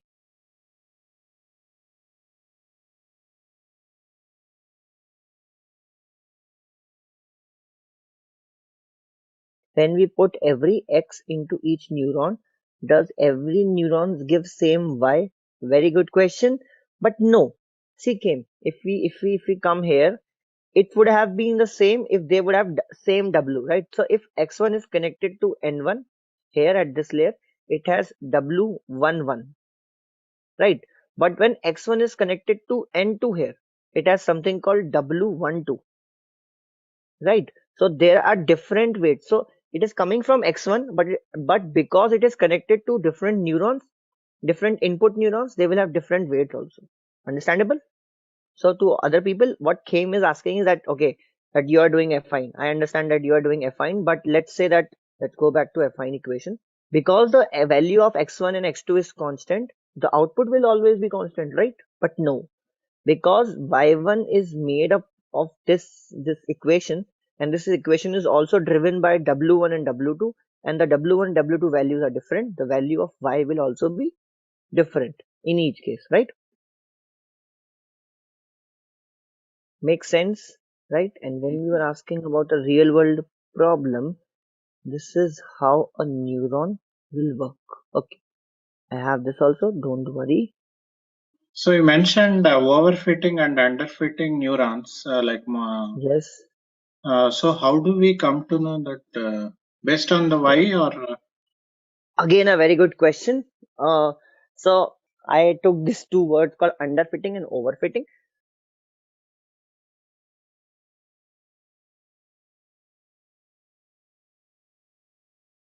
This is how it actually works. This is a intuitive GIF. Okay. So what Suresh is asking is that, that I took two words in overfitting and underfitting, and how do we address this problem? So what we do is that we divide our data into two parts, and I think you must have also done this in ML also, right? Training data and validation data, right? Not two, just three parts, right? Training, validation, and testing, right? So what you do is whenever you are training your model, you just make a slice, another slice of a data, and this is called validation data. And you will never show this data to the model, right? So no, you are never going to train your model on this particular data. So what you're doing is you will never show this data to the model, so model will never come to know about it. So it will never learn about it also. Now once your model is made, what you will do is you will test it on this data. What you will do, you will test this on this data, and then the model will say, okay, this is how it looks like.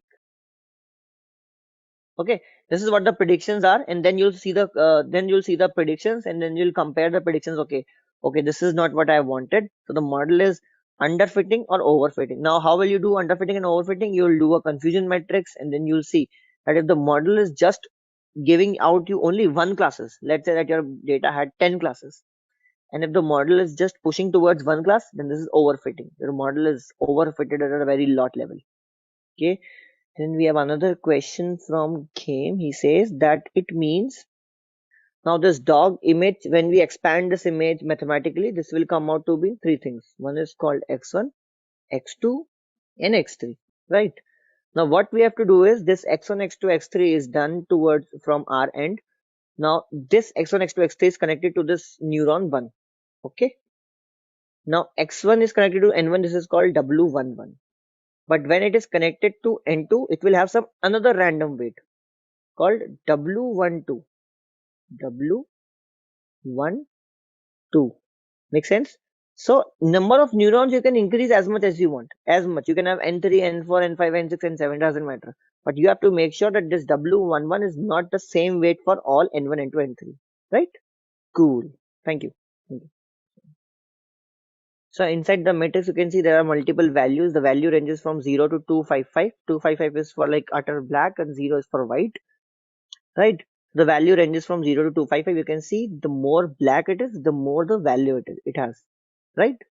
So what is happening is that these are the multiple inputs that you will have inside your images. Multiple inputs. And all these inputs will go in here. So in this particular example, you are seeing 3, but this time you will have more. So these all the zeros in first, all the values in second, third, fourth, fifth row till the 28th row. You will have all the numbers inside this input layer stacked one by one. So ultimately you will have 28 cross 28 is equal to 784. So you will have 784 inputs normally for this small image. And this is you guys were all asking about me how this will work in real world. So real world, let's say that you have an image of 500 cross 500. So that becomes around like 25,000,000. That means 2.5 million inputs you will have for single image, right? And let's say that you have 10,000 images, so this becomes multiplied by 10,000, right? So these are the number of inputs that will go inside one by one by one by one by one. So one image will go one time, two image will go two, second time, third time, and then based on this, the output is the model is going to do some calculations in the hidden layer, and then it's going to predict the output, and it will give you some output at y. Okay, so now we'll turn up pages and we'll move to multi-layer perceptron. But now we might have multi-layer perceptron architecture. Now a multi-layer perceptron architecture simply means that you might have multiple hidden layers. Okay, so apart from having a input layer and output layer, you might have hidden layers in between of them also. Whereas a single perceptron was only a linear function, a multi-layer perceptron will have multiple linear and non-linear functions, a combination of them, right? I'll show you this.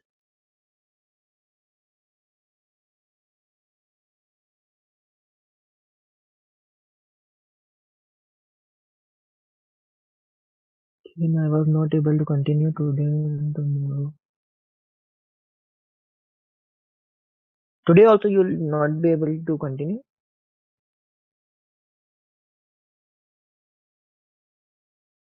Okay, okay, don't worry. I'll push the notebook in there and then you can have it.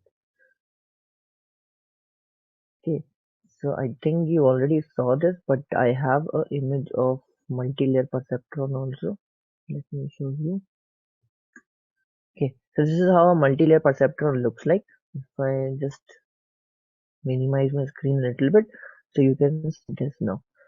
Again, just to memorize things up, this is x1. This is what your input, x1, x2. These are your two inputs, right? Now you have a single hidden layer right now here. You have this one neuron here. Now you already know that what is the calculation going on inside. There is the affine function. Affine function, what it does, it takes input from all the behind layer neurons, right? So if I say it takes input from all the behind layer neurons, and if this is a hidden layer h1, then it means that it will take inputs from all the all the neurons inside this input layer, right? So this is x1, then this is connected, this is x2, this is also connected.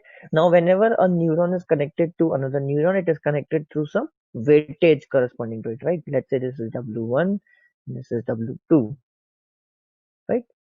and then you might also have a x naught. Now the x naught is always equal to 1, so you might say this is just a bias as b. Now this b is like constant to this neuron also and to this also, right? If I change this and it not will come to this. Okay, so now this is x1 and x2. For this, when they are connected to this neuron, the one that is downwards, and this neuron, they are connected again to some weightage, but this weightage might or might not be equal to the W1, that is the one that is described here. The one described here, this is never going to be equal to this one, right? So these are different weights associated different. So you might, to make it more simplified, you might think that whenever there is a string connecting two neurons, it is connected through a weightage, and this weightage is different for each one, right? This weightage is different for each one. You might also see the equation here down here, w naught in plus 1 plus w1 x1 w2 x2. Now you know that w naught is equal to 1, so we have replaced w naught is equal to 1. Sorry, x naught is equal to 1, so we have replaced x naught with 1, and w naught in itself you can say w naught, or what people like to say is it's called as notation called b, and this is called the bias of the neural network. Okay, bias, and these w's are called the weightages, right? And then you do again a summation out here, and this time you do the final output, and then you give the output right here, right? You also remember that after every neuron there is also activation function which is sitting here, here, and here. They are also present on the outer section also. This and this, they're present here also. So they, and then you read that there are different types of activation functions. From step function to sigmoid, then to uh, softmax. We have different. I'll slowly go through each of them, and then you'll understand that how they interact, and how you might be also changing them according to your needs, right? Okay, I'll minimize it. Visible now?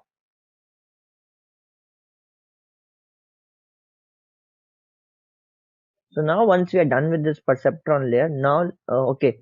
So this is called a feed forward neural network. Just one thing, feed forward neural network. Once you come from here, this neuron, you go to here, then there are some calculations goes on. Then you come to here, which is taking collections from this and this neuron, and then you give the output, right? Now let's say the output comes out to be some y1, whereas the actual output was, let's say, y, right? Now there is the error associated to it. So you say that you have an error, and what is the error? Y minus y1. This is the error, right? Y was the actual answer that should come, right? But you are saying the answer is y1. Then y minus y1 is actually the error. What it is? It is actually the error. This is actually the error, y minus y1. Now your model, you say to your model that model, you have done some kind of mistakes. Now if you go back inside your session, if you go back to your session, you might see some errors inside it, and that error might be equal to y minus y1. So go and do the changes. Now if you see our function that we have done till now, the result through which we have come till now here at this point y1, it is all how much dynamic things you have taken, I mean non-static things you have taken. See, x1 is always going to be static, right? This no one is going to change this x1 and x2, because these are given by the data itself, right? So the data can never change itself. It is you who has to change, right? Then what is the thing that we have taken assumed? These are the values of w1 and w1, w2, and w naught. These are the, similarly these w's here, I mean all the w's that are here, all the w's that are here, these values are something that you have assumed, right? So now what the model says, that the value that you have assumed, w1 and w1, w0, w till wn, these values might have some kind of a correction, because the current values of w are present, are giving some error, that is y minus y1. So to reduce this error, you go back and check your values of w and switch the values of w to such an extent so that they minimize this error, right? Whatever I said just now statistically, right? Makes sense to everyone, right? What I just said here. Okay. Now this thing is called back propagation. Back.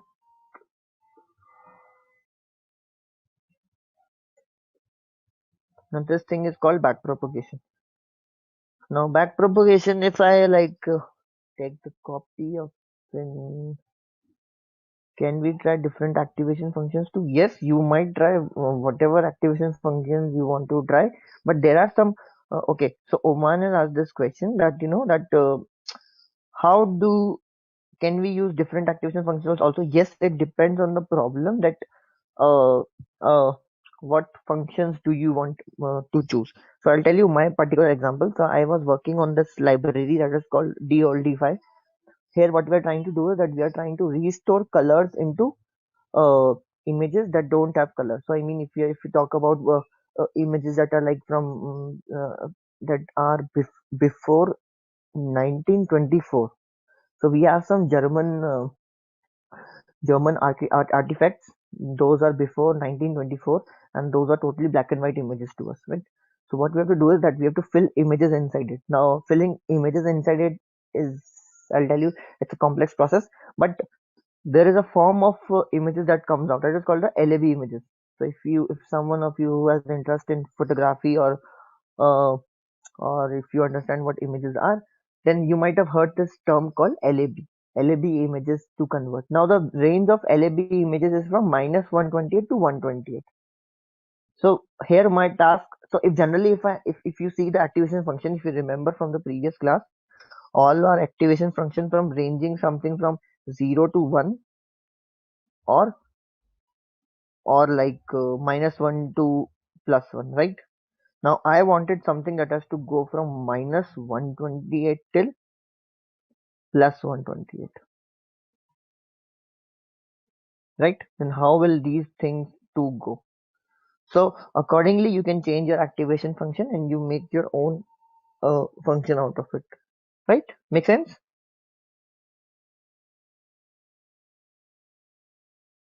Yeah, I forgot you in the last lecture you said whenever you're trying to bound your values in a certain point, then you use Correct, different activation function. I just reminded. correct, totally correct. So so this is all about the feed forward. Now if you so feed forward, if I just say in one line, feed forward is going from input to output. Now if you want to come back from output to input to make corrections, that is called back propagation. Now back propagation is one of the most used, or I should say, okay, now visible. Okay, now this is one of the most not used, but this is one of the most obvious things in backpropagation. This is in AI, and why this is famous, because this is the main backbone for AI. This is how AI learns itself, right? So people say that AI is learning from itself. No, it's not learning from itself. It's learning from the errors. Whatever error it is making, it goes back and it checks. So see, a human tendency of error checking is what? Let's say that you are doing some calculation and you do some error. What do? You go back again to the calculations and you check, okay, I did this mistake, and then you correct it, right? This is also the way how machine is also understanding. So what machine does, machine does some calculation, it calculates that there is some error, then based on the assumptions that it took, or based on the assumptions it took, it thinks, okay, these are the things I assumed and this is now the error. So what it does, it goes back and say, okay, I will change my assumptions, I'll tweak my assumptions, and then I'll see what is the error again. This is a iterative process. So again, let's say that in backpropagation, what will it do? It will try to change the values of W1 and W2, right? It will try to change these values of W1 and W2, and then it will again go in the forward direction, and it will again see, okay, again there will be some error, but this time the error will be less as corresponding to the previous error, right? Now again it will go back, then come forward, again go back, forward, go forward, invert, forward, backward. This will happen multiple times, and at one point the error will saturate. The error will look like this. So error graph will look almost like this. here error is on the y-axis, right? And this is whatever you say, time on the number of epochs or steps, let's say, as of now. Steps means that how many times you have gone forward, backward, forward, backward. So you can easily see here that that the error was very high at this particular point, but then it slowly decreased. It decreased till here, but now it's almost saturating. So it's like almost saturating. And at one instance, it will be like parallel to the x-axis. It will become parallel to your x-axis. This is how it looks, right? Shivam, so how this program will go back and forth? Means it's APIs, or we have to manually do this every time, run the program each time, and or run the program in the reverse order? Can you make it clear? Okay. So, so the point is that first of all, we'll do it on in our hands. So we'll do it manually first. Okay. But good news for you is that no, you don't have to do it manually. All these things are like handled by the framework itself. Many times we have to go back and forth so that it is No, minimized, no, error no, no. become This you have to parallel. decide. This you have to decide. You'll see the error graph continuously, and then you'll decide, okay, now I want to stop, or okay, no, I want to go further. This is up to your hands.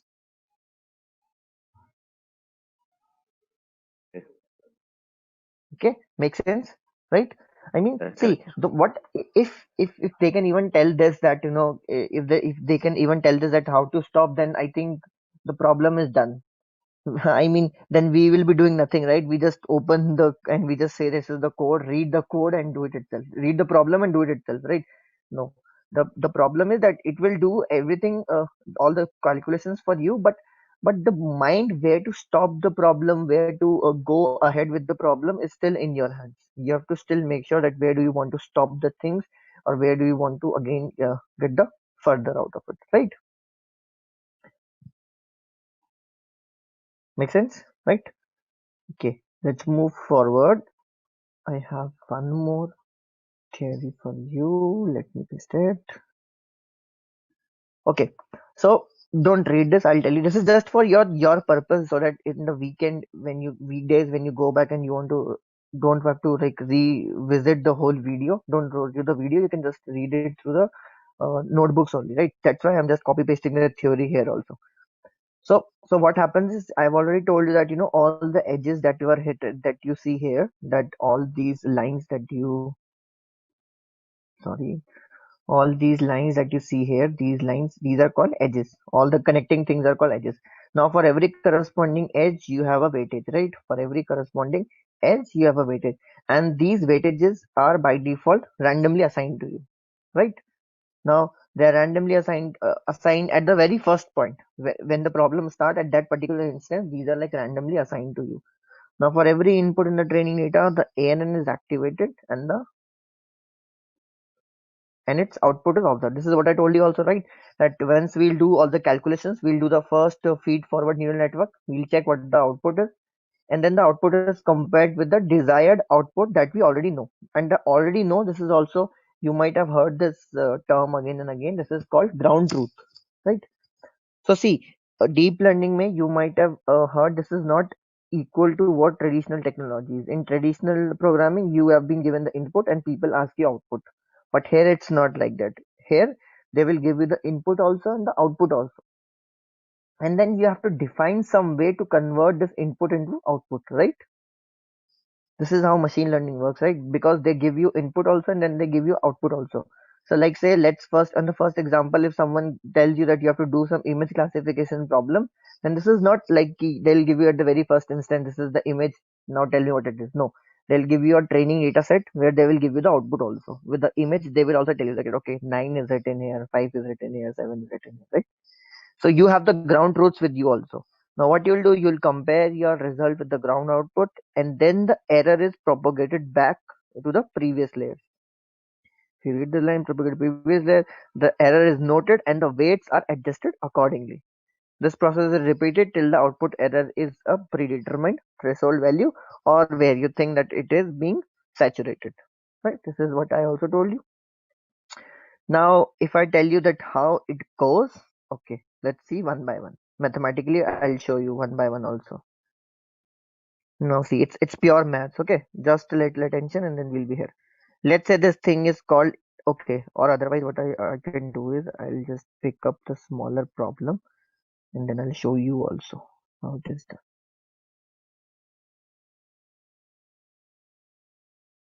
Okay, just a second, let me search for the image that I have.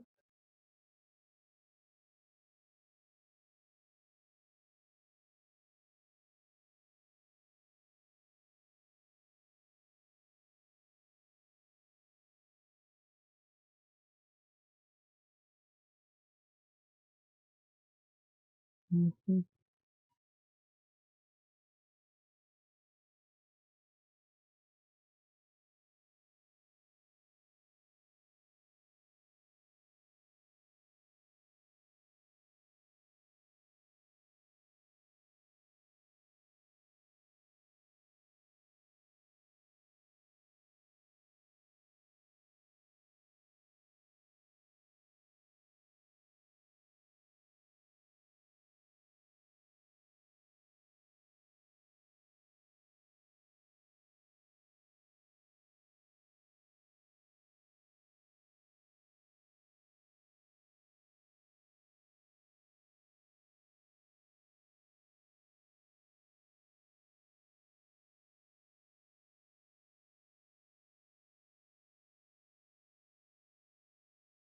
Okay, sorry, I cannot find it right now, otherwise, but okay, let's go. Let's see that error is equal to, I'll write it down. Error is equal to, let's say, y actual minus y predicted, right? Let us write down error is equal to this e. I'll write down.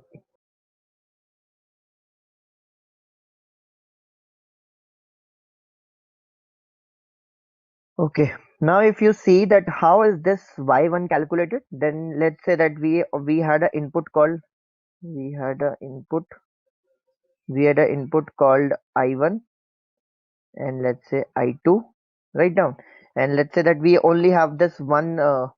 Okay, let's make it more simple, right? I will take just this image. That will make you understand how things work, right? Let's copy this.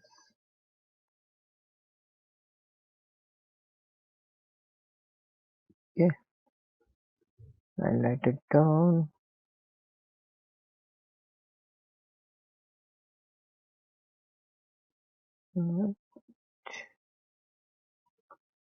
Okay, this is the example, right? So now we have input as x1 and x2, right? And we have an output called y. Let's say that the actual or the desired output be ya, right? This is what we require from them. This is how we have, and the value of y is equal to, w1 into x1 plus w2 into x2, right? Everybody agrees to this, right? That how is this calculated, right? Now the okay, and let's then define error. Error is equal to, y minus ya, right? Or whatever you want to say, ya minus y, doesn't make much problem to us, right? This is how this is working. So now if I say e is equal to y minus ya, then I can say e is equal to, instead of y I can write w1 into x1 plus w2 into x2 minus ya, right? Now if you open up this, doesn't make much sense, but let me write it down. W1 into x1 plus w2 into x2 2 minus YA, right? Now, sorry, sorry. Okay, now the error is this, right? Now, what do you want to do? Now the final equation of error is in front of you, right? If I write it down,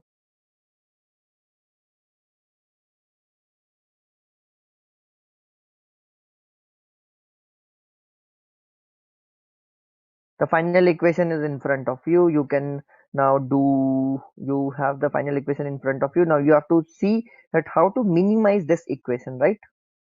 How will you minimize this equation?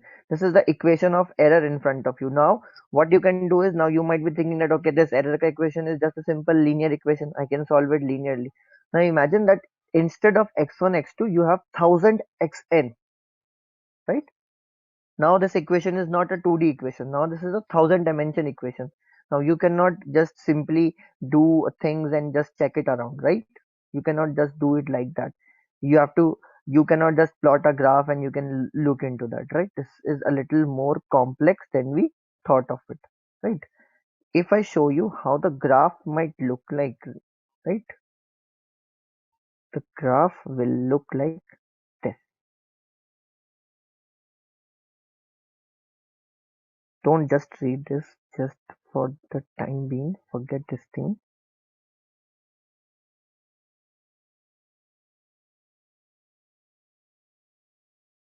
Just don't read these things, okay? So what I can do is, I say okay, this is your error equation, or let's say error I can also say j of w. You might see this terminology j of w as error, okay? Okay, I should not do this, this is not making it good.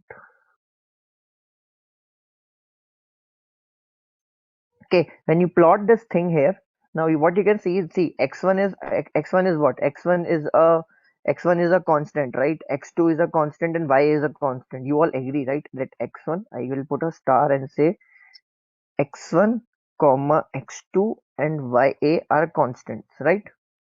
You cannot change them, these are constants, right? They make no effect to e. The one that might change e is w1 or w2. Okay, for a fact, none of you told me, but we missed a bias also here, bias b. We missed this bias b here, right? Say this b, but this b is, I mean, it's not going to make some effect to us, but still, just for the courtesy, let's put this, right? To anyone, any doubt is still here, please ask me questions, right?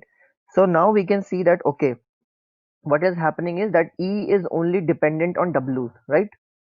E is only, the error is only dependent on w1 and w2 and b. None of the other people are changing this e. So what we'll do is, we'll try to plot this error with respect to the weight, and we'll see this is how the graph looks like. And what do we want to do with the error? If error is ya minus y minus ya, what is our aim? Our aim is to make ya is equal to ya as equal to y, right? This is what our aim is, right? If ya is equal to, then we are saying that the error should be equal to 0, right? Error should be equal to 0 or tending towards 0, right? But if I say mathematically 0 is, I mean, if I say statistically, this error is never going to be 0, right? This is never ever tending to 0. So what our main focus is? Our main focus is that if e is here, our main motto is to minimize the current error. Whatever the error is, we have to minimize this error. Now the value of this error can be found here, right? You can simply see the graph and say okay, this is the value of e. Just take the value of w's and plot them, right? But as I told you, now these errors are not just two inputs. We have like 1000 inputs, so we might have 1000 w1s and then one b also, so we cannot just plot it. So it will become a 1001 dimension graph. You cannot just plot it. So now we have to think mathematically that how can we minimize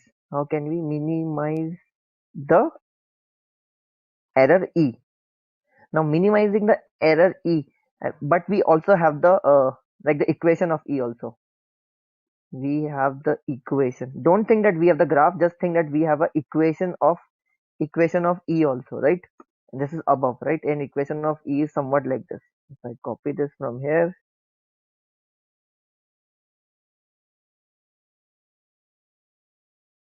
this is somewhat like this, right?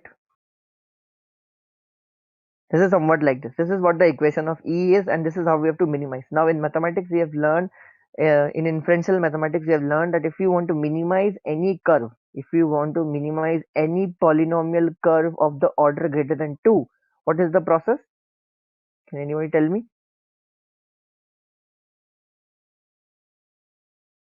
If you want to find out, if you want to know that where is, First yeah, derivative, I believe. I'm sorry, what? Take the first derivative Take of the that first first. derivative. Okay, Yep. okay, correct. Take the first derivative. That's very much correct.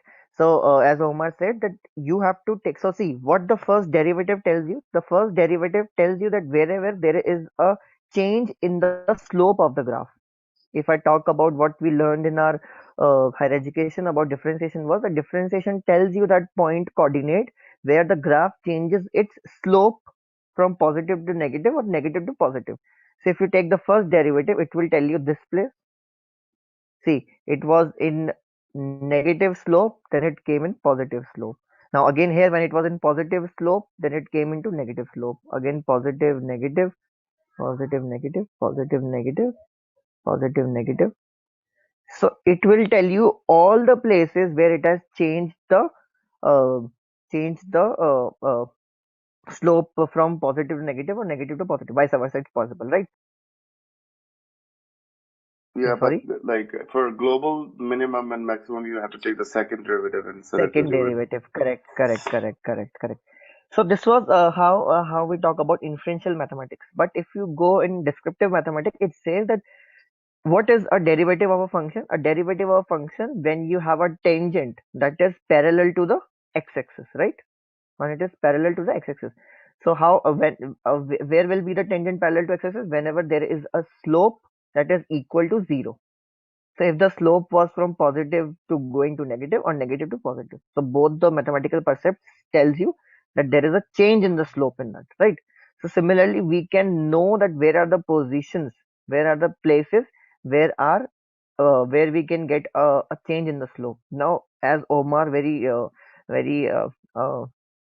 he suggested that we will get all the points where it is maximum and minimum also, and we just want the point where it is minimum. I mean these points, we are interested in the one that are by dotted by green. Either this, either this, either this, right? But now again there's a problem is that these are very higher error. This one that I'm just marked as E1, this is a very higher level of error, right? We don't want a higher level of error, we want a lower level. This one we want the E3. We want E3 to be our error. So what we do, we take double differentiation. We first take differentiation, then we take double differentiation. Now double differentiation, then Omar, can you tell me what is the condition? If it is less than equal to or equal to less than 2. Okay, I'll tell. Now, with the first derivative, you can know that where is the slope of change. But if you want to know that what it is, if it is a maxima or if it is a minima, how do you know it? You know by doing a double differentiation of that thing and then checking its dimension. So if the double derivative of any of your function is greater than 0, if the double derivation of a function is greater than 0, then it is a minima, right? And if the double derivation of any of your function is less than 0, then that is maxima. These are the conditions. Then you will check accordingly and you will go for minima. Now again the problem is that okay, now you will reject these points. You will reject all.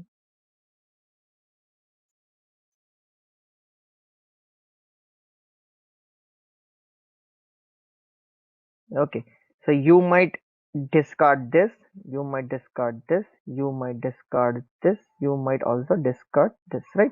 So you will remove all these blue points. Now you will only have the green points with you, right? Now you want this E3 to be there, right? Now we don't have any mechanism through which we know that we have reached global minima or not. This is the dilemma in deep learning. And so slowly what we do is now understand this mechanism. This is called this whole thing that I'm showing you right now is called gradient descent, or GD, right? You might have also heard this as SGD, stochastic gradient descent. When you do a gradient descent in batches, it is called stochastic gradient descent.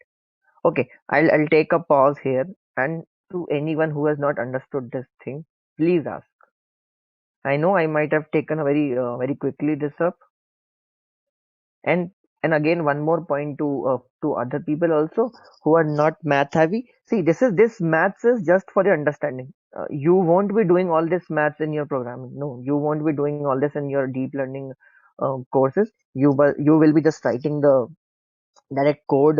You won't be doing all this mathematics. This is already done by the framework, so don't worry about this. But again, my point is, please try to get this inside, because this is necessary, right? This is necessary. If you don't understand what is your framework doing, then there is no sense of your framework doing something, right? So uh, so just please, and if you have any doubts, please ask, do not hesitate, because I know it took me 3 days to understand this thing. So I was, how do you put,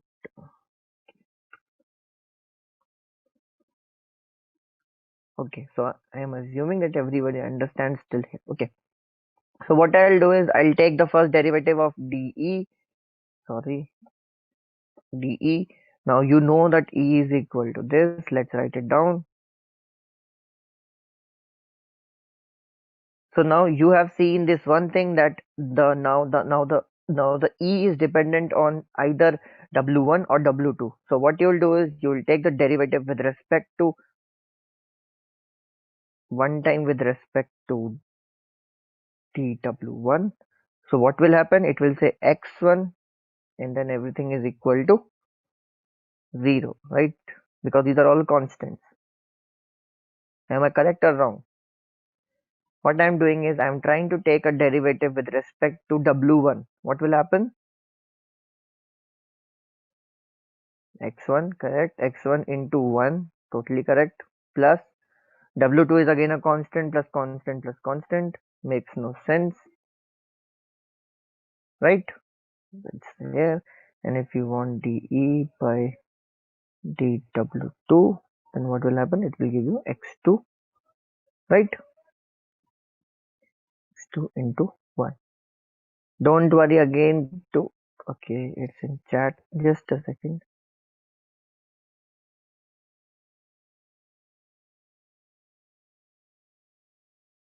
Again, see, someone is asking me this question, that is this really required? No, this is not required. This is just for your reference. Don't worry. Shivam, I think Okay. you need to add a constant term too into the derivative. Oh yes, yes, yes. So we need we add a constant term, but here we know that constant term is equal to 0. So yes, he's right. We'll have some C1, C2, but these are constant as of now for us. They don't bring much value to us. I'll put this picture around. So see, this was just for one, right? If you go from here till here, this was just for adjusting the new values. Now what will be the adjusting values of W1 and W2? So now we already have the older values of W1, W2. So the new value of W1, W2 will be dW is equal to W1 minus dE by dW1, and W2 will be equal to W2 minus dE by dW2, right? This will be equal to this, and but there is a special term that is called alpha that is associated here. It is multiplied here. I'll tell you what alpha is here. I don't know how to type alpha in like latex, but okay.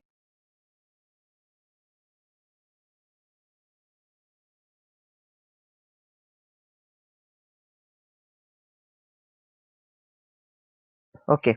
So now you might ask that, okay, now we understand that this is the new value of W1 and W2, right? So now what will happen? This older value of W1 and W2 will be replaced by the new one, and then you again go forward, and then you again get the error, again come back, change the value, again go forward, backward, forward, backward. But there is one thing that you might ask me, that what is this A here?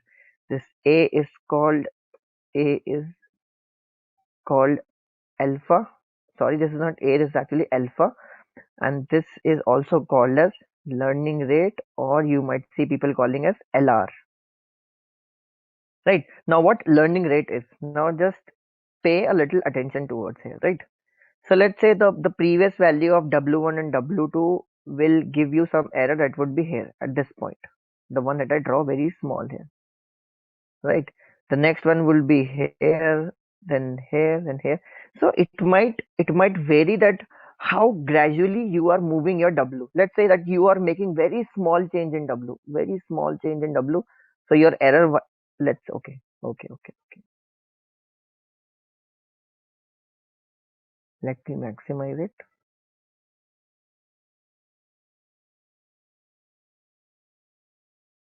Okay. So now, let's say you have taken some, initial value of W such that W1, such that the error is here, right? At this point, at this particular point. Now you make a very small change in your W1 and make it to W1 dash. So what will happen? The error will shift very slowly also, right? Your error is also going to shift very, very slowly because you have made a very small change in W1. Or otherwise, let's assume that you might, there your W1 originally was here and you made a very big change in W. So your error might be here at this point, new error might be here, or it might also happen that it might come here also, right? It might change that how gradually you're moving your W. So there is this terminology that says that you should very slowly move your W so that you don't miss your minima. Assume Again, let's assume that you slowly moved your hair till here. So you have come till here. Your W1 is here now. And now you suddenly increase, you did a change in W1 so large that you came here. You came at this point. Now this is bad because you missed the global minima in here, right? So what people say that you should very slowly move the value of W, very slowly. You should do all the changes very slowly, and your dE by dW, your dE by dW should be controlled by some another external factor, and that factor is called alpha. Now, because if you go down the screen, if you see, I have multiplied this dE by dW term with a thing called alpha. Now this alpha is with you. This is a constant and this is in your hands. You can change it anytime that you want, right? So what you will do is, I'll move back up here. So what you will do is that you will select the value of alpha such that it is moving very slowly, right? But now there's a disadvantage also, because if you move very slowly, then let's say you are here, then you will come here at this point, then here, then here, then here. So you might reach your global minima at a very larger time. It will take a lot of time to you. So you have to take a very critical value of alpha such that it moves very slowly. I mean, not So, slowly, but yeah. are you trying to like tune up your model? This is not tuning, it is just adjusting the thing, that how the model is reacting to the changes that we are doing. So it's like we are controlling our own process of the flow of gradients. And alpha, keeping the value of alpha, yes, you can say this is one of the parameters of hyperparameter tuning. Hyperparameter tuning, HPT. Yes, this is one of the uh, small features that you are tuning. So the value of alpha you should keep is 0.001. But again, if someone says you this, well, like I just said you that you should keep your alpha, no, I'm totally wrong. It depends on your data, that how slowly you see that your model is moving. This is just the initial value that you should take. So if you will see all of your major frameworks like Keras or like TensorFlow, you will see that they have put a value of 0.001 also by default. Make sense? Let me start off by asking a very simple question. What do you understand by the term natural language? Well, simply put, natural language is any language which has evolved naturally in humans. So, any of these languages, English, Hindi, French, Telugu, or any of the numerous languages which has evolved naturally in humans through use and repetition without conscious planning, can be termed as natural language. Now, since we're humans, we're able to comprehend these languages. But what about a machine? What if these same languages are fed to a machine? Will it be able to comprehend them? So, this is where natural language processing comes in. So, natural language processing is the ability of a computer program to understand and interpret human language as it is spoken. Or, in other words, NLP is used to gain knowledge from the raw textual data at our disposal. Now, let's go ahead and look at the components of NLP. So, NLP can be basically divided into natural language understanding and natural language generation. So, let's start with natural language understanding. So, NLU, as the name states, deals with understanding the input given in the form of sentences in text or speech format. And this is where the machine analyzes the different aspects of language. Then we have natural language generation. So NLG deals with turning raw data into simple human understandable language, or in other words, producing natural language from raw input. Now, to implement the NLP concepts, you would need some packages tailor-made for natural language processing. So in today's session, we will work with two such packages, which are NLTK and Spacy. So generally, the first step in NLP process is tokenization. So in tokenization, we basically split up our text into individual units, and each individual unit should have a value associated with it. So let's take this example. We have a sentence, Joey doesn't share pizza, and we are splitting this up into individual tokens where each word is taken as a separate token, and also the exclamation marks are taken as separate tokens. Now, we can use these tokens for another process like parsing or text mining. So let's actually head on to a Jupyter notebook and learn how to tokenize a sentence using the NLTK package. So we'll start off by importing NLTK and NLTK.corpus. I'll run this. After that, we would require the word underscore tokenize function from the NLTK.tokenize package. So we'll also import this function from NLTK.tokenize. I'll click on run. So over here we have a string. So after surprising the host in the first test, Sri Lanka made a positive start to the second test. So this is the entire string over here, and I am storing it in an object named as cricket. Now what I'll do is, I will pass in this object inside the word tokenize function, and I will store the result in cricket underscore tokens, and I will print this out. So this is the part where we are basically tokenizing this entire string into individual tokens with the help of this word underscore tokenize functions. So I'll click on run. Right. So we see that this entire string is split up into individual tokens. After is one token. Surprising is token. The is token. Host is token. So again, we've taken up this entire string and split this up into individual tokens. Now, after doing that, let's also have a glance at the type of this and the number of tokens we have. I'll click on run. So see that this is a list of all the tokens, and we have 201 tokens in total. Now let's also get the frequency of these tokens. That is, I want to find out the number of times each token value occurs. And for that, I would require the frequency dist from NLTK.probability package. So I'll import this, and I will create an instance of this with the name fdist.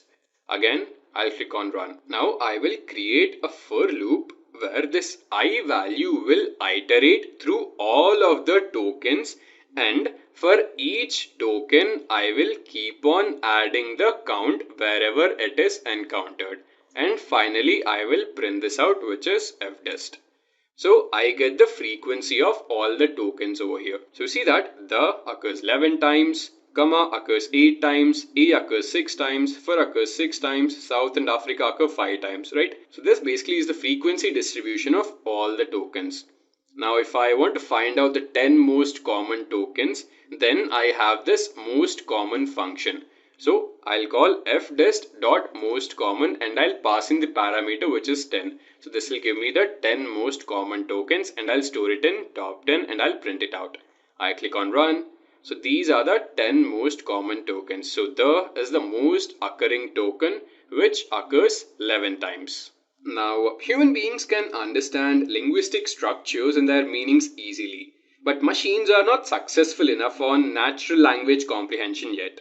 So, when a machine has to pass through one word at a time, it may not be able to fully understand semantics of a sentence.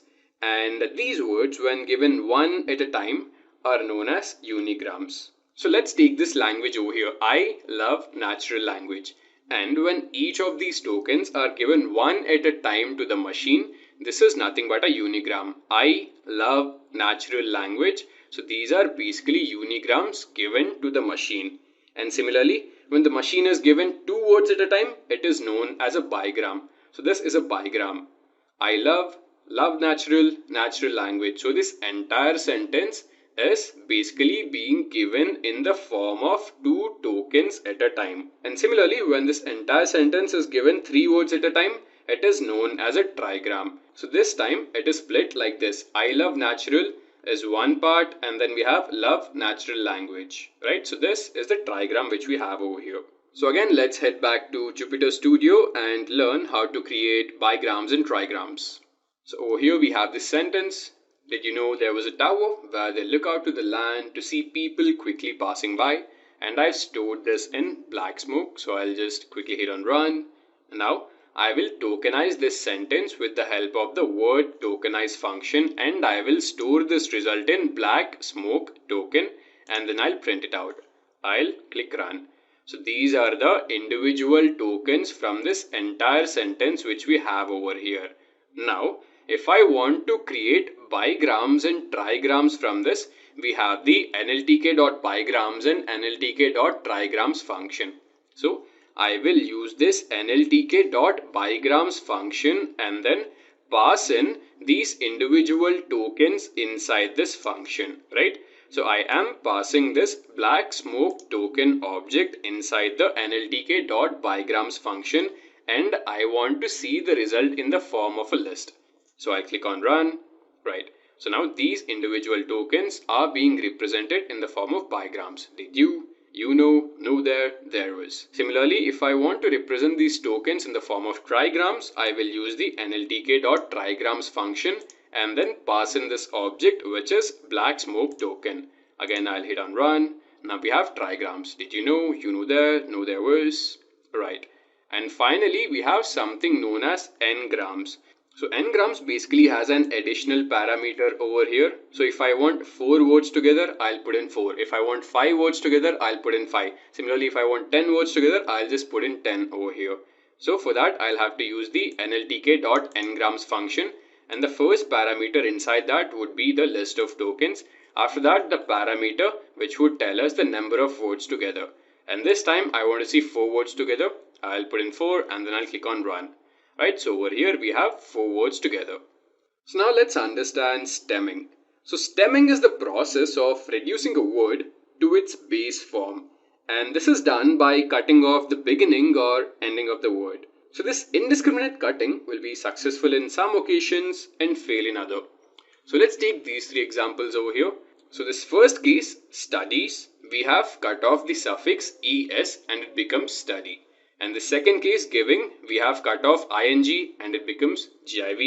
And in the third case, we have cut off ing from buying and it becomes buy. So in all the 3 cases, we see that only in the third case, we have a word which makes sense. So when we are implementing stemming, it is always not necessary that the final stemmed word which we get should have a meaning associated with it. Now there are many stemming algorithms available. So one such stemming algorithm is Porter stemmer and we'll be importing this protostemmer from NLTK.stem package. After that, I will create an instance of this protostemmer with the name PST. I want to stem these three words over here: winning, studies, and buying. So I will pass in these three words inside pst.stem. So pst is the protostemmer instance, and this instance basically has the stem function. So I want to stem the word winning, the word studies, and the word buying. I'll hit on enter. So I just have to run this first. Now I'll click on run again. Alright. So you see that winning has been stemmed to win, studies has been stemmed to study, and buying has been stemmed to buy. Now, similar to stemming, we also have lemmatization. So lemmatization is the process of reducing words into their lemma or dictionary. So the base form into which the word is converted should definitely have a meaning associated with it. So again, we have three cases over here. Studies is converted to study, which obviously has a meaning. Giving has been converted to give. Similarly, buying has been converted to buy.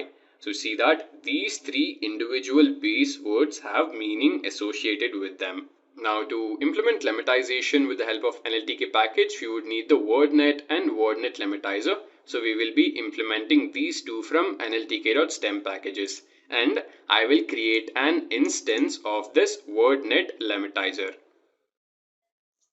Now, what I want is, I want the lemma forms of these three words: cats, cacti, and geese, and I will store this in this object words to stem. So after that, I will basically create a for loop which will go through these three words and lemmatize each of them. I'll hit on run.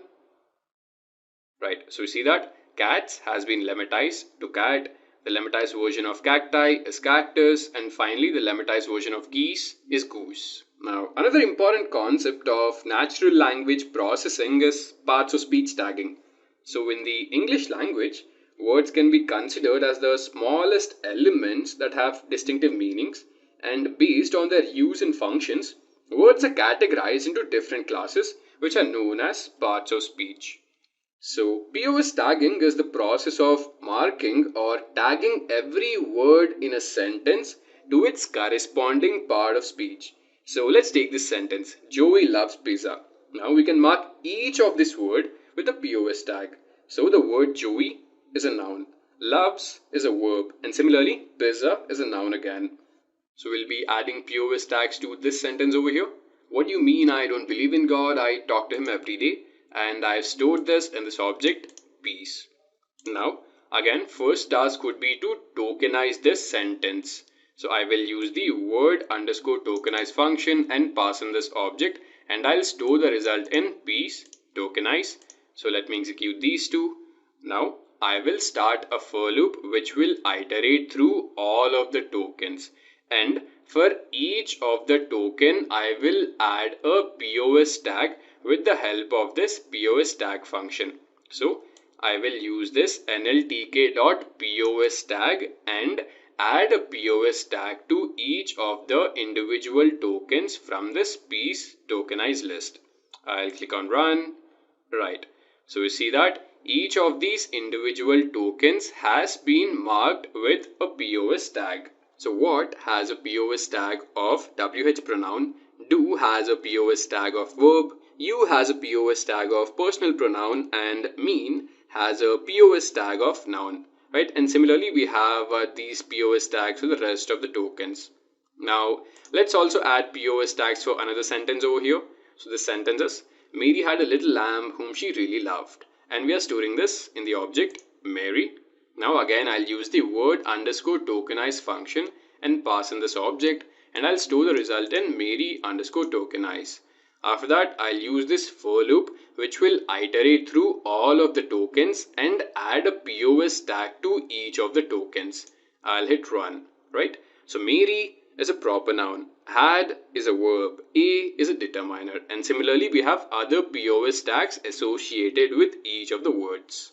Moving ahead, we'll understand what is named entity recognition. So named entity recognition is the process of taking a string of text as input and identifying relevant nouns such as people, places, and organizations that are mentioned in that string. So in the sentence, Apple buys UK startup for $1 billion. Apple has been recognized as an organization. UK has been recognized as a geopolitical entity. And $1 billion has been recognized as money. Now, one thing to be noted over here is all these three words are nouns. So named entity recognition is done only on nouns. And to do named entity recognition, we would require this any underscore chunk function. So we'll import this from the NLTK package. I'll hit on run, and we would want the named entity recognition for this sentence over here. John lives in New York. I'll store this in John. Again, the first task is to tokenize this sentence. So I'll use the word underscore tokenize function and pass in this object John inside this. I'll store it in John underscore token. I'll click on run. Right, so we have tokenized this. After that, we will add a POS tag with respect to each of these tokens. So I'll use the function nltk.pos tag and pass in these tokens, and I will store this in John tags, and I'll print this out. Right, so we have a POS tag associated with each of these tokens. John is a noun, lives is a verb, N is a conjunction, right? Now finally, it's time to get the named entity recognition of these POS tags.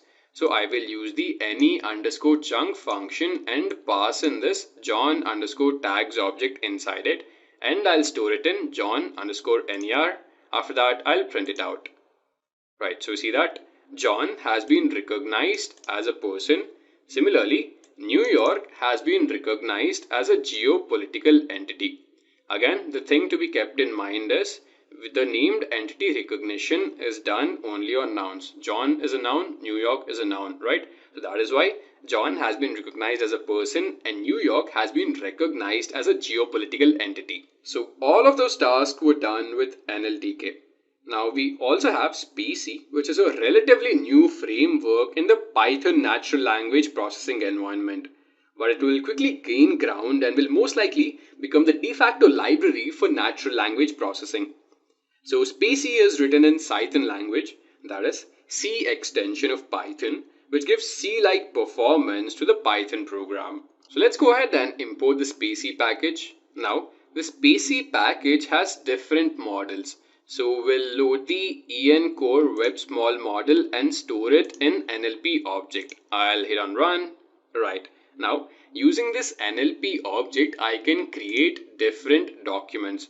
So these documents basically contain strings. So each string can be classified as a document. So I will store this is Pata.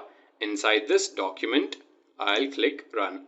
Now, so tokenization is very simple when it comes to a Spacy package. So all I have to do is start a for loop and print all of the tokens present in that document. So for token in doc, so it will iterate through all of the tokens present in the doc and print the text of all of the tokens.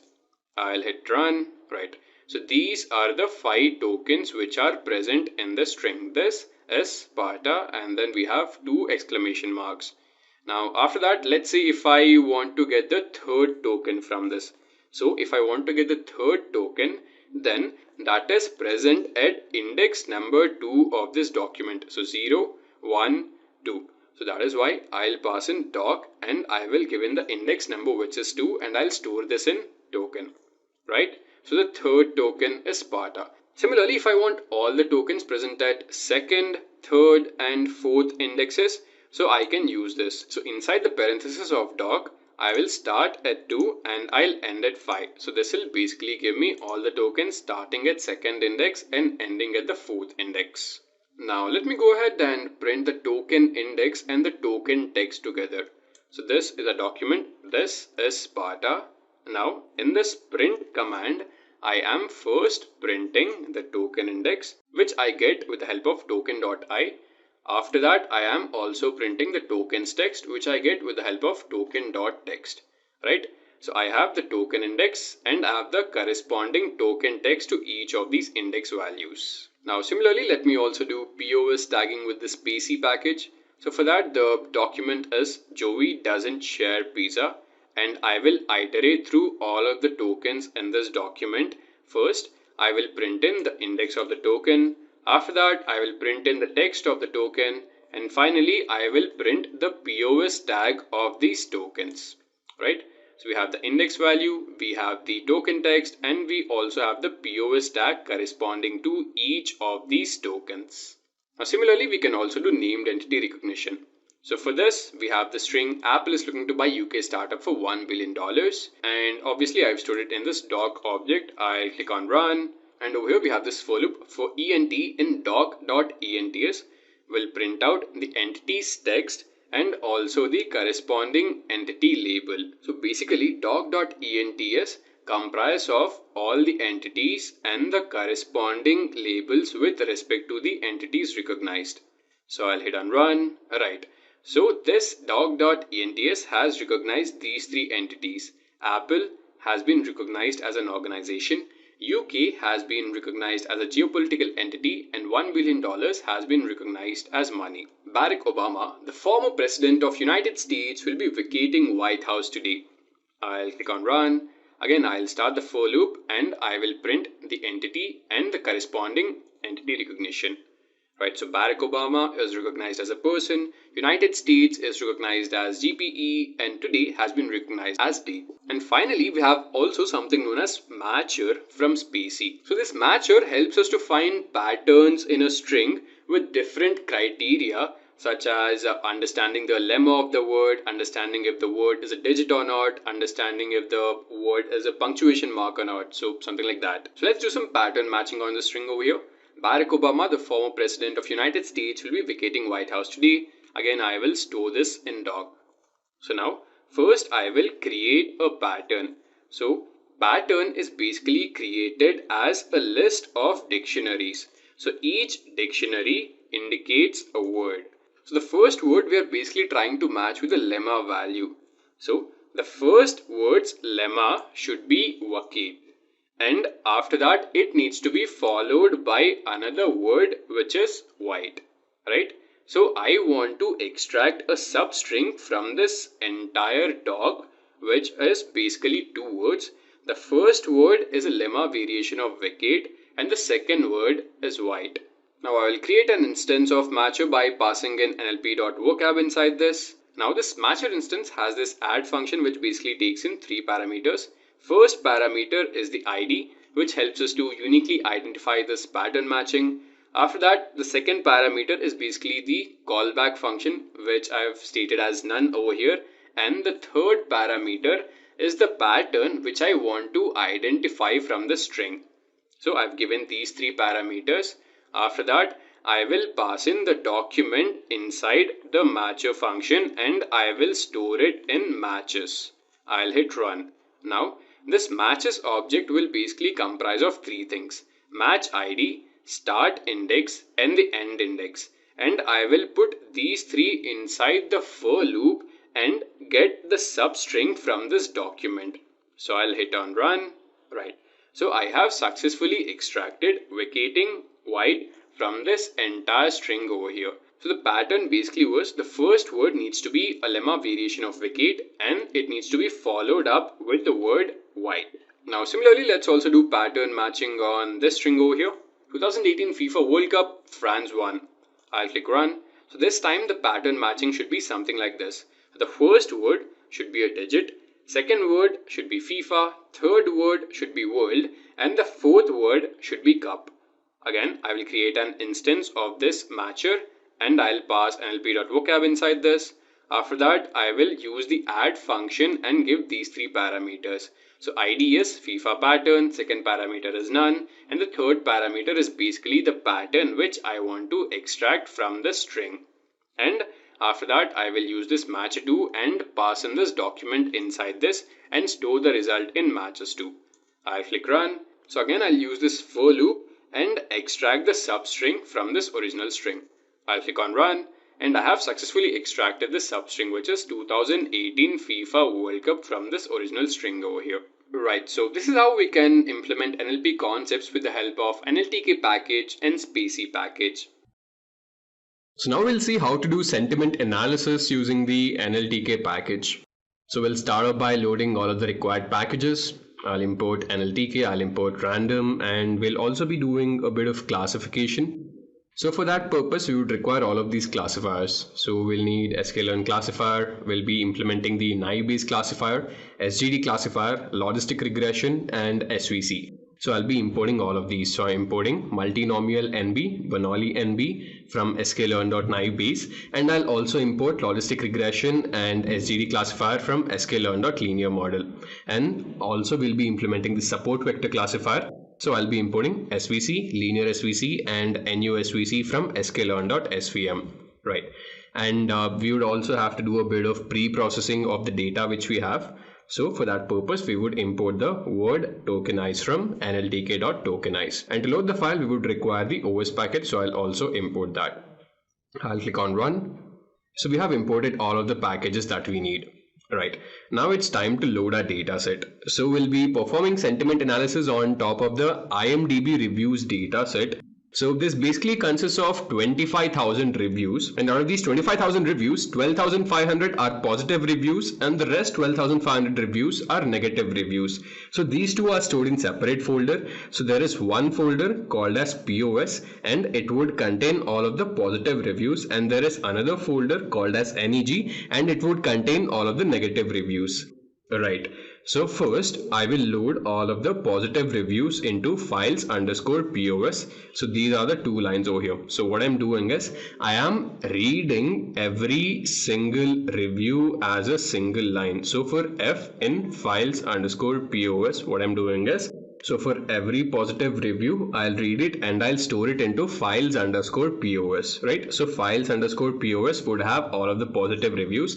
And similarly, I'll do the same thing. So all of my negative reviews are stored in this NEG folder. So this is the entire path is of D drive, and the folder which has the negative reviews is NEG, and I will keep reading every single review and I'll store it in files underscore NEG. I'll click on run. So this is a huge dataset which comprises of a lot of files. So now I have my positive reviews and my negative reviews. Let me find out the length of both of these. So as I told you guys, there are 12,500 positive reviews which are stored in files underscore POS, and similarly there are 12,500 negative reviews which are stored in files underscore NEG. Right. So now we have our positive reviews and negative reviews with us. Now, if we want to implement all of the classifier algorithms and if you want to do processing on top of all of these files, then it would consume a lot of time, right? So what I'll do is I'll just take a subset of this. So from the 12,500 positive reviews, I'll just select the first 1,000 positive reviews, and similarly from the 12,500 negative reviews, I'll just select the first 1,000 negative reviews and I'll store them into the same data sets. So now files underscore POS has the first 1,000 positive reviews and files underscore NEG has the first 1,000 negative reviews. I'll click on run. Right. So this is done. Just to verify, let me again have a glance at the length of files POS and files NEG. So we see that there are 1,000 and 1,000. Right. So there are 1,000 positive reviews and 1,000 negative reviews. Now it's time to pre-process all of these reviews. Right. So I'll start off by creating two empty lists over here. So first empty list is all words and second empty list is documents, and I'll import stop words from nltk.corpus. So my first task in pre-processing would be to remove all of the stop words. So I'll just set over here list set stop words dot words, and I will get the list of all of the stop words in English, and I will store all of those stop words in this object stop underscore words. Right. Now this is done, and what I actually want now is bag of words or bag of adjectives, because adjectives are a better way to understand the sentiment of a review, right? So let's say there are some adjectives such as great, good, or bad, right? These are all of the words, or adjectives are the main words which tell us about the sentiment of a review. And that is why I would want only the adjectives from the entire review. So now during POS tagging, each of these parts of speech have a different letter assigned to them, such as adjective is denoted with J, adverb is denoted with R, and verb is denoted with V. So since I want only the adjectives, I will set over here that the allowed word types are only J, or in other words, I want only the adverbs from all of the parts of speech. Right. So this is the initial pre-processing. Now I'll start this for loop and it goes through all of the reviews in files underscore POS. So for P in files underscore POS, it starts with first review and goes on in the 1000 positive reviews. So now I have this empty documents list over here, and using this, what I'll do is I'll actually create a list of tuples where the first element of each tuple is a review and the second element is the label of the review, right? So P, it is basically for P in files underscore POS. So over here, if we start in the for loop, then it will have the first review, and over here POS basically means that this review is positive. Again, this will iterate, and then we will have the second review, and again the second review is also positive. Then we'll have the third review, and again we'll set the label which is positive again, right? So this will go on inside this loop. Now once we create this list of tuples, we also have to remove the punctuations present in the reviews. So I'll pass in P over here, and this is the syntax to remove all of the punctuations, right? And this is how I'll remove all of the punctuations. So now I've removed the punctuations. Now it's time to also tokenize my words. So tokenizing words is very important. So each individual word or each individual element present in all of these reviews would be tokenized. And for that purpose, I would have to use the word underscore tokenize function, and I will pass in this cleaned object into this. So this cleaned object is that object which does not have any punctuations. I'll pass it inside the word underscore tokenize. Now, once it is tokenized, I will store the result in tokenized. Right. So now we have the tokenized result, and we would have to remove all of the stop words from all of these tokens. So let's understand this over here. So W for W in tokenized, if not W in stop words. So this basically means that if the token is not present in stop words, then go ahead and store it into stopped. And this loop will continue, and we'll get only those tokens which are not present in stop words, right? So we have successfully removed all of the stop words, and I will pass this object inside NLTK.pause tag function. With the help of this, I can do the POS tagging of all of the tokens, right? So I have all of my tokens with me, and I'll just do the POS tagging or the parts of speech tagging for all of the individual tokens, and I'll store it into POS. And this is where I have all of the tokens associated with a parts of speech tag. Now, as I already told you earlier, from all of these parts of speech, I would want only adjectives. I do not want all of the parts of speech. So over here inside this loop, what I'll do is I will just select only those tokens which are present in allowed word types, or in other words, I am extracting only those tokens which are adjectives, and I will store all of them in all words, right? So now all words has all of the positive adjectives present in it, right? So we have stored all of the positive adjectives into all words, and we'd have to do the same thing for all of the negative reviews. So this time I'll start the loop for all of the negative reviews. So this will go like this: for P in files underscore neg, and over here I am again creating a list of tuples where the first element of each tuple is the review, but this time this is the negative review, right? So this is the negative review which is present in files underscore neg, and I will also associate a label with it which is neg this time, right? Since over here this is a negative review, I have the review over here and the label is neg, which tells us that this is a negative review. Now this is done. I would also have to remove all of the punctuations present inside this negative review. So I'll just type in re.sub, and this is how I can remove the negative punctuations. And then I'll go ahead and tokenize the words. So I'll pass in this cleaned object into word tokenize, and we'll store all of the tokens in tokenized. Now it's time to remove the stop words. So W for W in tokenized, if not W in stop words. This means that this loop will go through all of the stop words, and if the token is not present in stop words, only then that token would be stored in the stopped object.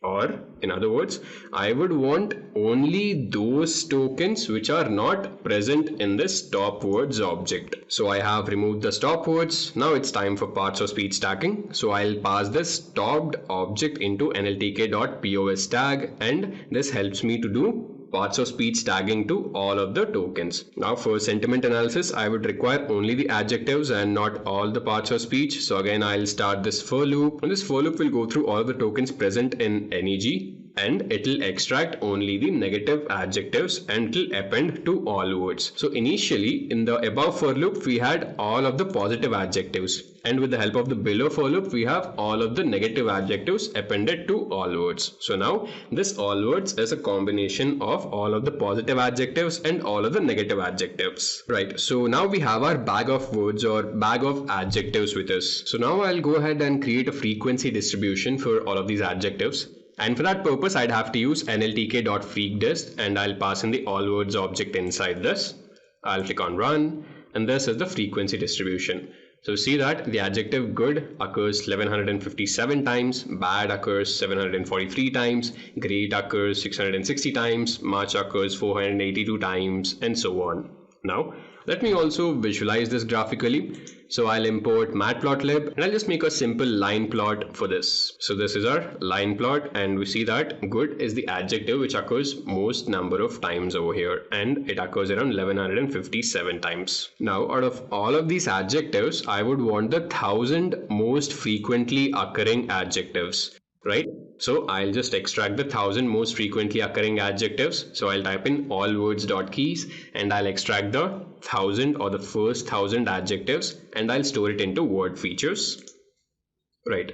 So these are the 1000 most frequently occurring adjectives over here. So now we'd actually have to create a tuple where the first element is a dictionary and the second element is the label positive or negative.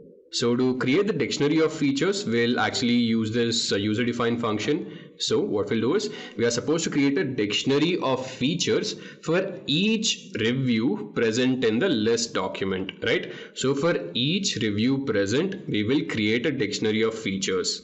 Now in this dictionary, the keys are all of the words in word features, and the values of each key are either true or false, which basically tell us whether that feature appears in the review or not. And it basically looks something like this. So we have a tuple. The first element of the tuple is a dictionary, and in that dictionary the key basically comprises of all of the adjectives, and the value is basically true or false, which tells us if the adjective is present in the review or not. And then the second element of the tuple is basically POS or NEG, which would tell us whether the review is positive or negative. And we are doing this because we'd want to find out whether this particular review is positive or negative. So this user-defined function which you see, this helps us to do something like that. Now out of that, we will create this feature set. So this feature set is nothing but our tuple, where the first element is a dictionary and the second element is basically the label, which is POS or NEG. And then I'll go ahead and shuffle these feature sets, and I will divide these feature sets into training and testing data. So the training data would comprise of 800 reviews and the testing data would comprise of 200 reviews. So the first 800 features go into the training set, the last 200 features go into the testing set. I'll click on run. Now let me have a glance at the first feature set, right? So this is our dictionary over here, which is the first element. So what we see is this. So this is the adjective, and this false basically tells us that this adjective is not present in the review. So let's actually find for true, right? True, and it is BR. So this tells us that BR is present in the review. Let us find for some other true value, right? Better is present in this review. Let me also find some other true label. Let's see, where do we get a true label down? Right, so over here we have mediocre. So mediocre is present in this review. So wherever we have false, it basically means that those adjectives are not present in the review, and wherever we have true, it means that those adjectives are present in the review. Now let me go totally down and let me see what is the label. So this is pause, right? So combining all of the adjectives which are present in the review, when combined, they give us the positive label. And this is the training set. Now what I want is, I would build a couple of classifiers on top of this training set, and once the learning is done, I will try to predict the values on top of the test set and see whether the prediction is correct or wrong. So the training will be done on this training set. It learns all of these features, it learns the labels. Once that is done, I'll predict the values on top of the test set.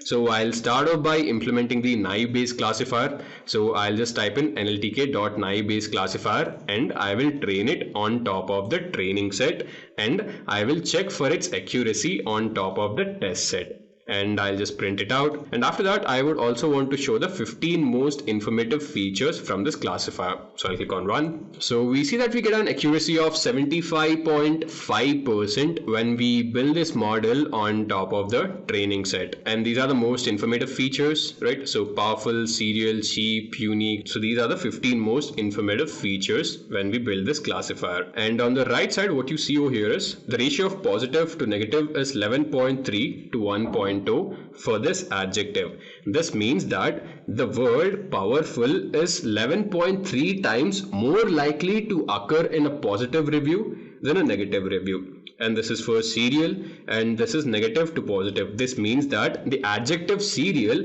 is 8.1 times more likely to occur in a negative review than a positive review. Again, we have cheap. So over here, this word cheap is 6.5 times more likely to occur in a negative review than a positive review. And again, let's take this superb adjective over here. So this means that the word superb is 4.9 times more likely to occur in a positive review than a negative review. So we have implemented the naive classifier on top of the training set, and we've got an accuracy of 75.5%. Now we'll go ahead and implement some other classifiers. So we'll start with multinomial naive, then we'll implement binomial naive, then logistic regression. After that, SGD classifier, which is basically stochastic gradient descent, and finally we'll also implement SVC, which is support vector classifier. So let me import all of these packages first. Right, so we have imported all of these packages. Now we'll implement the first classifier, which is multinomial NB. So I'll just create an instance of this, and I'll store the instance in MNB CLF, and